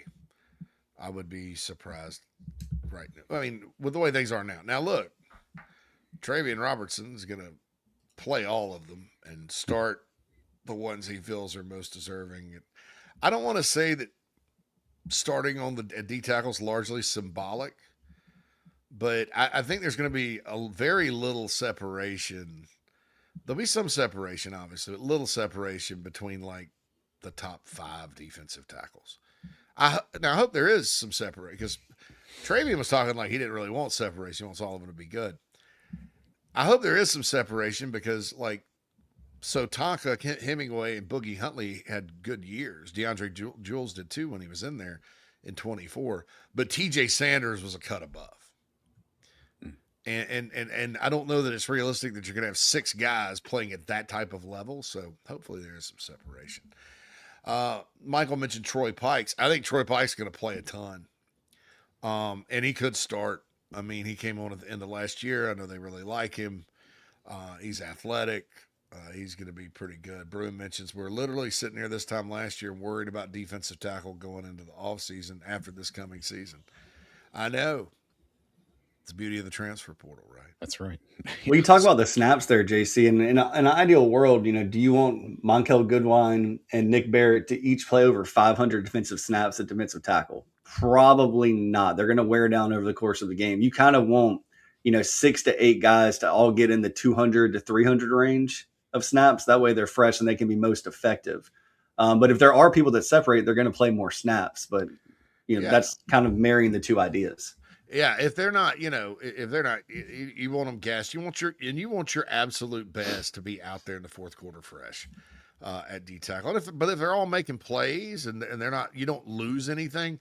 You know what Brad Lawing did when he was here? They would lose something when they'd sub on the D tackle, but he would do what I call steal snaps. Like he just had a gift for it, man. You'd look out there, Carolina's defense, playing some team during the Spurrier era. And Aldrick Fordham and Byron Gerardo, before Gerardo was a starter, are just out there at D tackle, and like Travian and Ajaboy, whoever was, or Kelsey Quarles, they weren't. Then by the fourth quarter, though, those starters were out there, and it was a very masterful how they did it. If you can do that and not have that much drop off in talent, more power to you. I mean, that's probably one of the reasons Georgia was pretty good on defense a few years ago, is because that Jalen Carter was not a starter on the 2021 Georgia defense. So crazy, huh? Michael says Lewis Solomon and Anthony Addison getting in the too deep. Could be on Lewis. He's healthy and back, and hopefully, he makes a move. I know they like him. And Anthony Addison, I think, will be in the too deep at edge, especially if Dylan's not back by like Mississippi State. Anthony could start. I mean, you could start. You could see them going the route of not going to start a true freshman at edge in the opener, and Addison and Herring are your two starters, and then Julian Walker rotates in, or heck, maybe my man George Wilson will get in there. Yeah, hoping to see George Wilson out there, because he was, before the injury last season in the preseason, was expected to come in and make an impact. Yeah, especially the pass rushing department. And he's he was at practice. No problem. He and Quay Dodd both at edge. So I know Deion Barnes is probably happy, guys, because the only people healthy were Herring, Drew Collins, Anthony Addison, and one more at edge. I think, who else was it? I don't remember which other one was out there. Julian Walker. And so he had 4 defensive ends. So that's anyway, Harrison that probably helped Julian Walker kind of, in that sense. I think Addison, Julian Walker, Drew Collins, who's a young player, it's Kelby's brother, came in from Arkansas State, benefited immensely from that. And I think Caleb Herring did too. Caleb Herring was kind of a backup at Tennessee, did some good things, had his best year last year. But I think just rep after rep after rep with Deion Barnes at South Carolina, the feedback from Barnes was good about those guys against the run, which always concerns me. I think it. Sure, it's a pain in the butt to practice without those guys. Kobe Saki Pra was missing too, but I think it may benefit those younger guys, especially Julian Walker. And I think between spring practice, just from what I saw today, pictures wise, between spring practice and now, he's even more impressive physically, guys. Right. I mean, this guy, it's hard for everybody to kind of get fired up about him, I think, because 2 years ago, Dylan was so good as a true freshman. And you're like, lightning can't strike twice, right? On that. Right. I don't know. Julian Walker, I think, is going to be a big part of this football team this year. If he, of course, you got to stay healthy and all that good stuff. Michael asked, how long before current starts? If your gut feeling on that, maybe mid-season. Maybe, the best case scenario would be for David Busey to hold on to the job, because that would mean David Busey's playing really well. In my opinion. So, well, you talk about that, JC, and there's a couple. I'm looking at the schedule right now. I mean, you have some inflection points in the upcoming season if you're going to make a change. obviously you have the first 3 games of the season, one of them against an SEC team, but then you have Alabama, Kentucky at Florida. There's a bye week, right? So you have kind of like that first 3-4 games, then you have the bye week to, reassess things. So, I mean, I think, as crazy as it sounds, like I'm not saying that this is going to be the case with Dylan Stewart, but like, even if he was held out through the bye week, like it shouldn't be, a tear, like a worst case scenario thing. I mean, you want him at the end of the season when you can pile up wins, right? So, I mean, his health is huge, but like for Currents to get on the field, I mean, he's going to play against Mississippi State. What is he going to put on film when he's in the game? I mean, starting's one thing, but how many snaps is he going to play? And you can say that for the same thing we talked about with Sequel Patterson earlier. He's going to get opportunity. There's no red shirt anymore. What's the point? They don't. All right. So safety's a lot like linebacker. They don't necessarily rotate those guys a whole bunch. Or in the past they hadn't, but maybe it's because they hadn't had anybody. I don't know. But Currents and then Kendall Daniels is there too on the other side. I think, Peyton Williams looks like that next senior defensive back that plays his best at the end. But we'll see. That's a fascinating position. So to answer your question about Currents, I wouldn't put a number on it. Could be game 1. He could beat him out. I mean, he may just, him and Darius Gray, Julian Walker, they just may be like, well, these are the best we've got as freshmen. And again, don't take that as a slight to the other guys. Lots of schools that recruit at a high level year after year start true freshmen. There's a handful in college football, or more than a handful, or a dozen, 2 dozen that. I mean, Malachi Toney last year helped Miami almost win a national championship. He was a 3-star true freshman from Fort Lauderdale. Well, one more thing on Currents, JC, too, is that if he can do what Busey can do, then Busey's won the job. Where's the difference going to come? Is he showing something in practice that, well, he has a link that Busey doesn't have and he can act on it, or he can bat more balls down, he can get more interceptions, turn them back upfield? Like where can he change a game? And once a player can change a game, they're going to be on the field. It is a 2-step process to beating him out. The first step is assignments, because at safety, you have to know what you're doing because you can get just obliterated. You can get right? Yeah. If you don't. So the first step is Xavier Currents able to go out there and execute and not screw up and not have mistakes at the same level that David Busey is? And is he able to tackle and cover and do that at the same level? Okay. So then once you get even there, unless Busey starts to slip performance wise, like Busey starts to not know the defense, assignments busting, and can't cover, can't tackle, all that. So once you get to that point, then it becomes about who is going to make more plays, who can make game-changing plays just because of, like you said, their length, their ball skills, their instincts, their athleticism.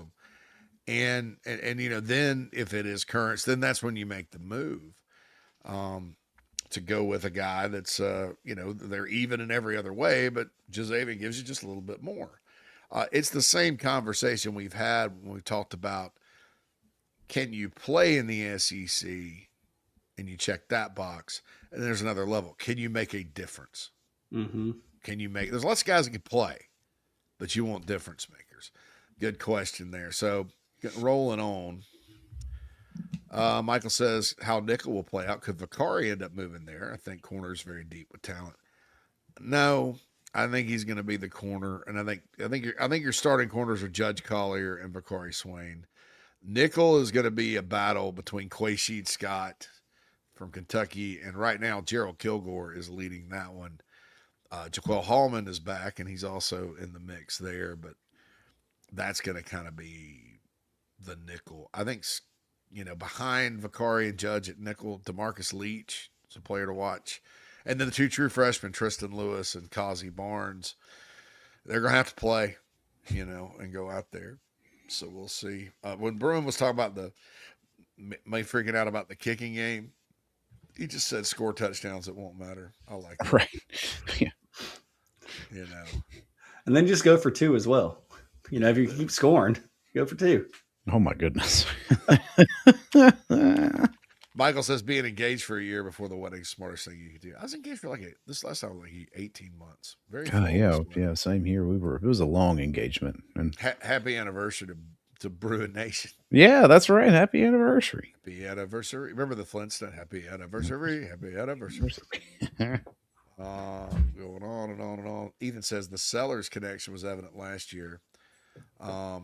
Ethan also says the key to Harbor having a good year is by having all the other receivers stepping up in the shorter game. I agree. Guys, that there may not have been a truer statement in the chat box about the receivers in about a year. Right. Yeah. Because if you can draw the focus off of him in such a fashion that you have to account for somebody else on the field, then, I mean, that's when it takes over, right? That's when the 9 route works. That's when, some long, cross the field pattern doesn't have him bracketed. That's what you need. And the thing about, I don't think you have to bracket Nick Harbor. You just have to let him not get behind you. Yeah. And not let him get in space where he can turn up field like he did against A&M. But I think teams are probably going to do it because they look at the scout and they see what he can do. Mm-hmm. And so they're going to be worried about him. And so if you're overly, then that's football. If you're, it's like with Dylan Stewart, overly worried about Dylan Stewart, the other guy's going to benefit. So you need to be good at those other positions. But I think that's been missing from this offense, the shorter passing game, really since 2023. Dowell had to throw it every down in 23 almost sometimes, and they had a pretty good little short stuff. But I'm with you. They have too many good receivers not to have that, and Kendall Brown's going to do that anyway. Quantrell says Jaden has a different gear than Mazio. He does. He's a little different player. Ethan says, Bert says, I'm surprised Jaden isn't returning punts. I'm surprised. I mean, I think Vicari Swain. He was just hurt too. You know what I mean? Like Yeah, he wasn't going to get that job, and then Vicari took it, and he did Vicari things. Yeah. So maybe next year. Ethan's assuming the starting receivers Harbor, Nitro, and Sellers. I think right now, I think Harbor and Sellers are safe picks. The third guy, if we're just doing 3 starting receivers, Nitro is in that hunt. Donovan Murph is in that hunt. DJ Black is in that hunt. Who else? I don't know. I mean, the way it is right now, I feel like it's just that second outside receiver. Like, who's it going to be? Yeah. And what complements the skill set best? And knowing the playbook. Yeah. And DJ Black's the leader in the clubhouse right now. It's not that Nitro and Murph, because everybody freaks out a little bit about that because Nitro Tuggle was a top 100 recruit. Donovan Murph was a top 100 recruit. DJ Black was a walk-on from Chapman, whose best college season so far has been at Limestone, who caught 22 passes at UCF last year. So there's one of those stories that may emerge. Maybe not, though, because if Murph they're just going to play the best ones. But I'm curious to see how that works out because I like all 3 of those guys. I thought Black may be like a deep ball dude. They sneak out there and do that, but apparently it's a complete receiver. I mean, it's crazy. Ethan says, where'd Malik Clark go? And is he on a milk carton? No, Malik Clark was really good the first half of spring, and then he got banged up and missed the rest of it. But he's good. He's good at going up and getting the ball. So I don't know where he factors in, but I don't know where a lot of these guys factor in. So, Harrison said, don't sleep on sequel. Tri-State says, I think sequel will ease the pain and not really remember Brian Rowe Jr. Yeah, somebody's making a big deal about that on X because the UCLA coach praised him.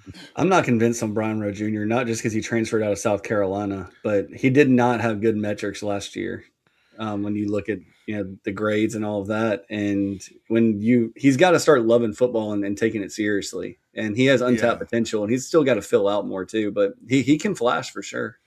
Yeah, I mean, he's a great athlete. I was really excited about him because you saw all these. Mm-hmm.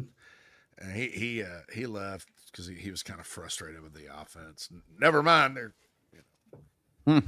Gonna have a new offense. It's gonna be different. Michael said, "Don't forget about Nitro." Yeah, and Quantrell mentions Lenoris wanted Nitro Tuggle. That's important. Yep. Cogweed said, "Did I miss JC showing the scumbag card collector?" I decided. All right, so I'm just Phil. Can you give the link to that Instagram account in the chat box? Yes. Yeah.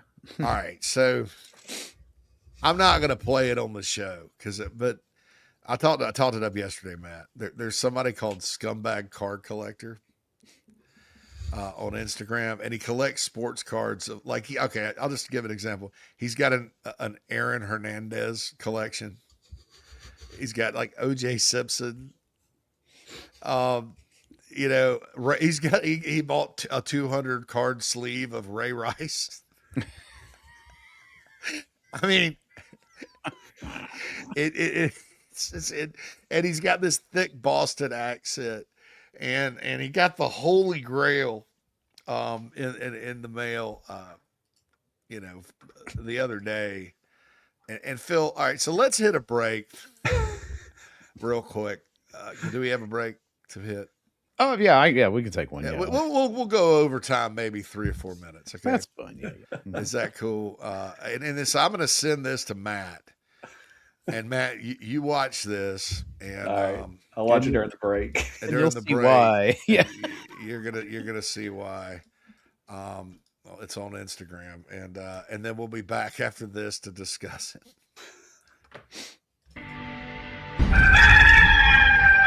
Join thebigspur.com and Gamecock Central today for the best Gamecock coverage in South Carolina. Proud partners of On3. Whether it's fireside or poolside, if it's time to watch the Gamecocks, Palm Casual will make your outdoor space the best it can be. Visit palmcasual.com and come see us at one of our South Carolina locations. Go Gamecocks! Andy, why are you burning all that money? Because if you're buying a Honda or Toyota, that's exactly what you're doing. Look at the new Kia K4. It's $2,000 less than the Civic, and Honda only has a 5-year warranty. JT's Kia has a 1,000,000-mile warranty. Don't forget JT's Advantage package. Oil changes, roadside assistance, and so much more. Why burn money? 840 North Anderson Road, where we're serious about saving you money. JT's Kia Rock Hill. Kia summer sticker sales event. Shopping at Gamecock Traditions is easy. Just pick up your phone. Type in GamecockTraditions.com. Select your items and purchase. They will ship it to your doorstep. GamecockTraditions.com. The Aventon Adventure 2 takes the same basic design as the original Aventon Adventure, making it an adventure bike designed to take you places that typical roads just don't reach, allowing you to ride whatever terrain you want based on your whims of the day. Look at what you're getting. Hydraulic disc brakes, torque sensor for responsive pedal assist, great LED lighting, suspension, a beautifully welded frame with excellent build quality, included rear rack, included fenders. The list just keeps going on. Visit electricbikescharleston.com for more. Sell your quality sports and fitness equipment to Play It Again Sports and get paid. Recycling your in-demand sports gear keeps it available in your community. Sell, buy, trade, and win with Play It Again Sports. If you need a new fence, railings, even new columns, there is only one call in South Carolina. Gamecock great, Ryan Brewer. Over 15 years in the industry. Visit ryanbrewer.net today. Watch JC and Morgan every week on the Chief Sports Network. Now back to ITG.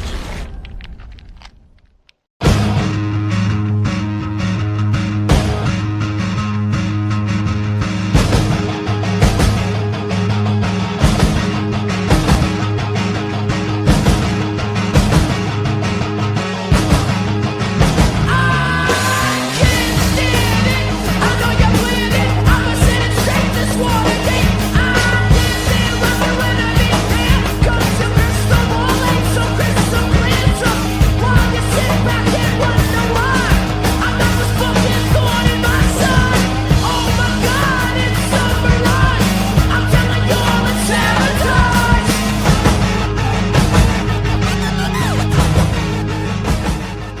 Welcome back, everybody, inside the Gamecocks, the show. Final segment of the show here. I just rewatched what we were talking about. Bro, put it in the chat box, dude. Everybody, All this right, is, if you want to click on This is the link to the actual video itself. That way, everybody. Yeah. Oh my God.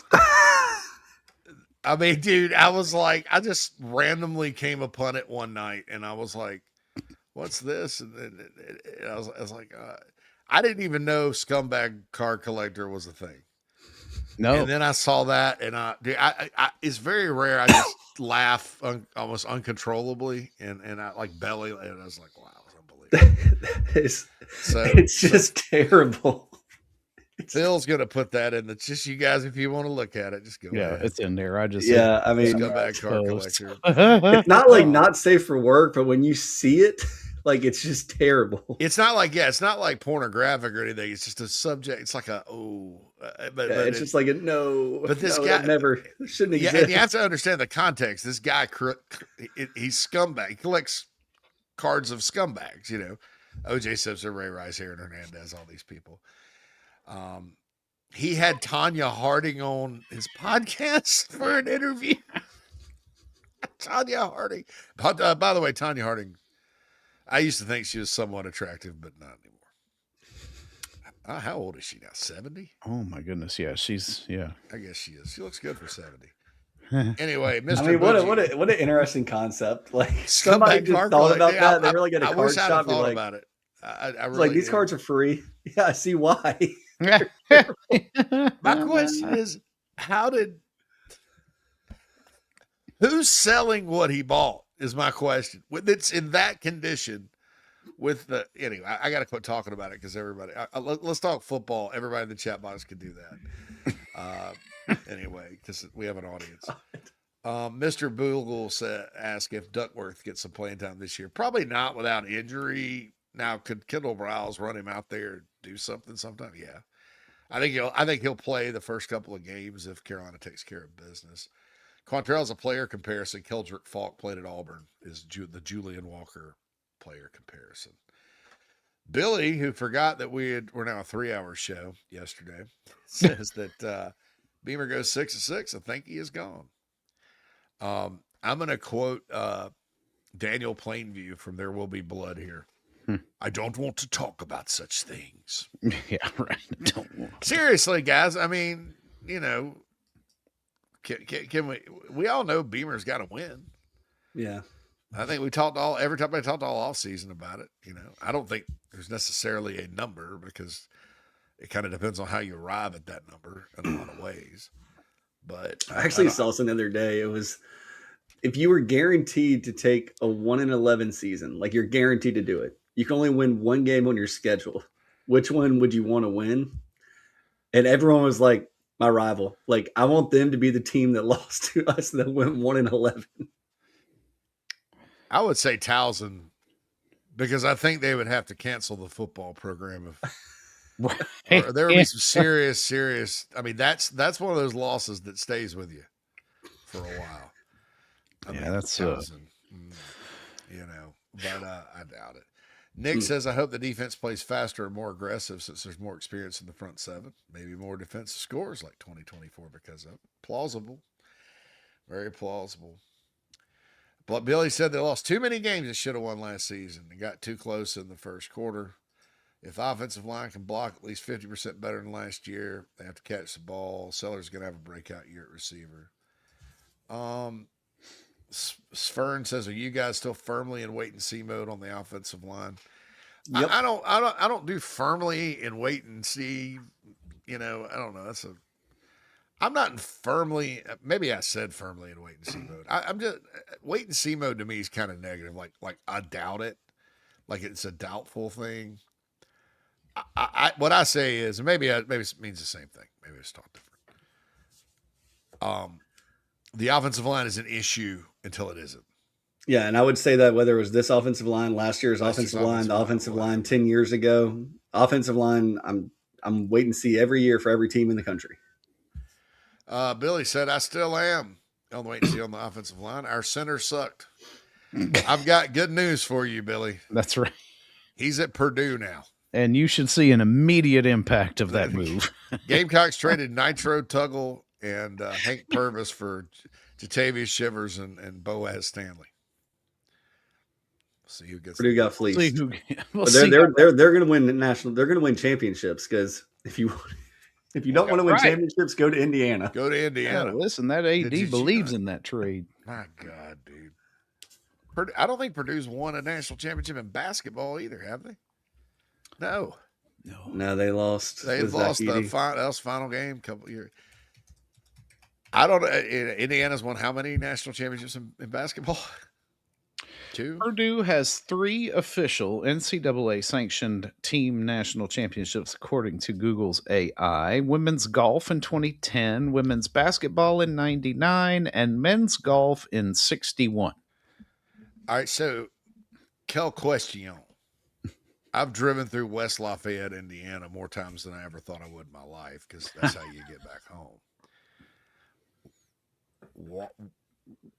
How are they good at golf? Long time ago. That was 61, right? Oh, never mind. Yeah. So anyway, this guy played at South Point with Stephon SPH. How does Jazavian compare to Stephon? Stephon played quarterback for us and has crazy twitch and athleticism. Very similar high school paths. Jazavian's about 3 inches taller, longer kind of guy. In college, Jazavian is a safety. Stephon obviously was a corner. I'd really have to dig into Jazavian a little bit on that. Probably right now, when I compared them coming out of high school, Stephon was like extremely technically sound, like tackling, coverage, hips, where to play the ball.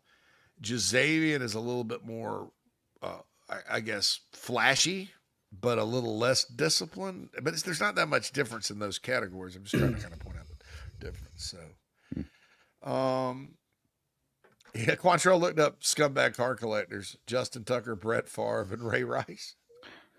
And that's just the tip of the iceberg, brother. Crockweed wasn't prepared for the reveal of his new acquisition, were you? No. Nobody was. And Ghost Flame was like, "That's hilarious, isn't it, dude? That was crazy, man." I was like, "That's why I've been talking about it." Michael Ray Lynn wants Patrino. Okay, so what it is, everybody on the chat box. So it's an oil painting of Jerry Sandusky. Yes. That's numbered and signed. And I want it. You know what he got in trouble for, and that's what's depicted on the picture. Well, he's there with a.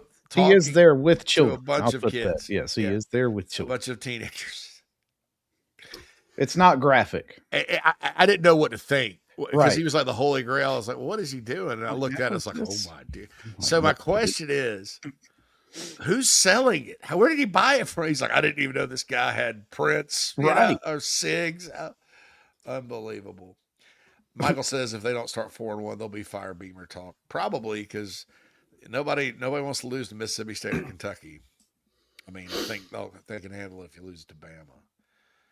So anyway, Ed says, yeah, if people are bringing up Bobby Petrino card, we need to get him one. Yeah. Ethan saw a custom Oscar Pistorius card. The OJ game used glove is really funny. The OJ game used glove. Dimitri asked if DQ coming back can happen. Beamer said they're in a holding pattern on that. University of South Carolina doesn't. Baseball's trying to get some guys in because the rule with the court ruling, they said all the portal rules and stuff are still in place. So baseball has a better chance of getting that guy in than football. I think some people like the Indiana kid coming back, I think they're just going to sue in a local court, get an injunction. But I don't know. Oh, by the way, Cocky was inducted in the National Mascot Hall of Fame. Yeah. Didn't we look that up? And isn't that in Indiana, Phil? Yes, I believe it is in Indiana. It's over it's in Hammond, Indiana, where the Bears are moving. He was inducted along with 4 other mascots, one of whom was Mrs. Met. Mrs. Met. Yeah. I wonder if Mr. Met is already in. Gotta be. Yeah. Anyway, so Ghost Flame says the opportunity is too good to talk about the negatives right now. Let's be hopeful, trust the process, and or else. Bobby, Purdue grad, my man, says Purdue Pete can swing them sticks, get off his tail. See him out there golfing. Oh man. Quantrell says, I wish that anything that's not fair in my life, I could just sue and get an injunction. Yeah, isn't it great? Yeah. Everybody's talking. What a life. Some politicians are like, these athletes are exploited and all that. I'm like, they're exploited. They're all making a ton of money now. Use me. They get treated like volunteers tribute. Yeah. I mean, and then if something doesn't work out, they have a lawyer ready to go to sue to get their way. So yeah. So, I mean, Poppy is going to be the interesting case because he will try and sue again. Like he will do it. He will find some. I literally hate that guy. At this point, I'm as done. Much as I respected him as a Yeah. player, I'm like, you want to talk about little man syndrome? I mean, come on, bro. I mean, what a pile of dung. Just how hard is it to be a fun athlete to watch and not be a dirtbag? Right? Like how hard is it? Like everyone adores you already. Why are you being more of a jerk? Well, I mean, he's not going to be on Scumbag Car Collectors just yet because he hadn't committed any crimes. But yet, maybe who knows what will happen. But Johnny Manziel, he's not. Yeah. Well, yeah. So, all right, let's get out of here, folks. Matt, tell everybody Late Night Gamecock Show. Yeah, fired up for it. Rob and I are going to give some of our national predictions. We're going to have Justin in there to do some national predictions as well. Obviously, we'll be talking about all the fallout from camp, what we picked up.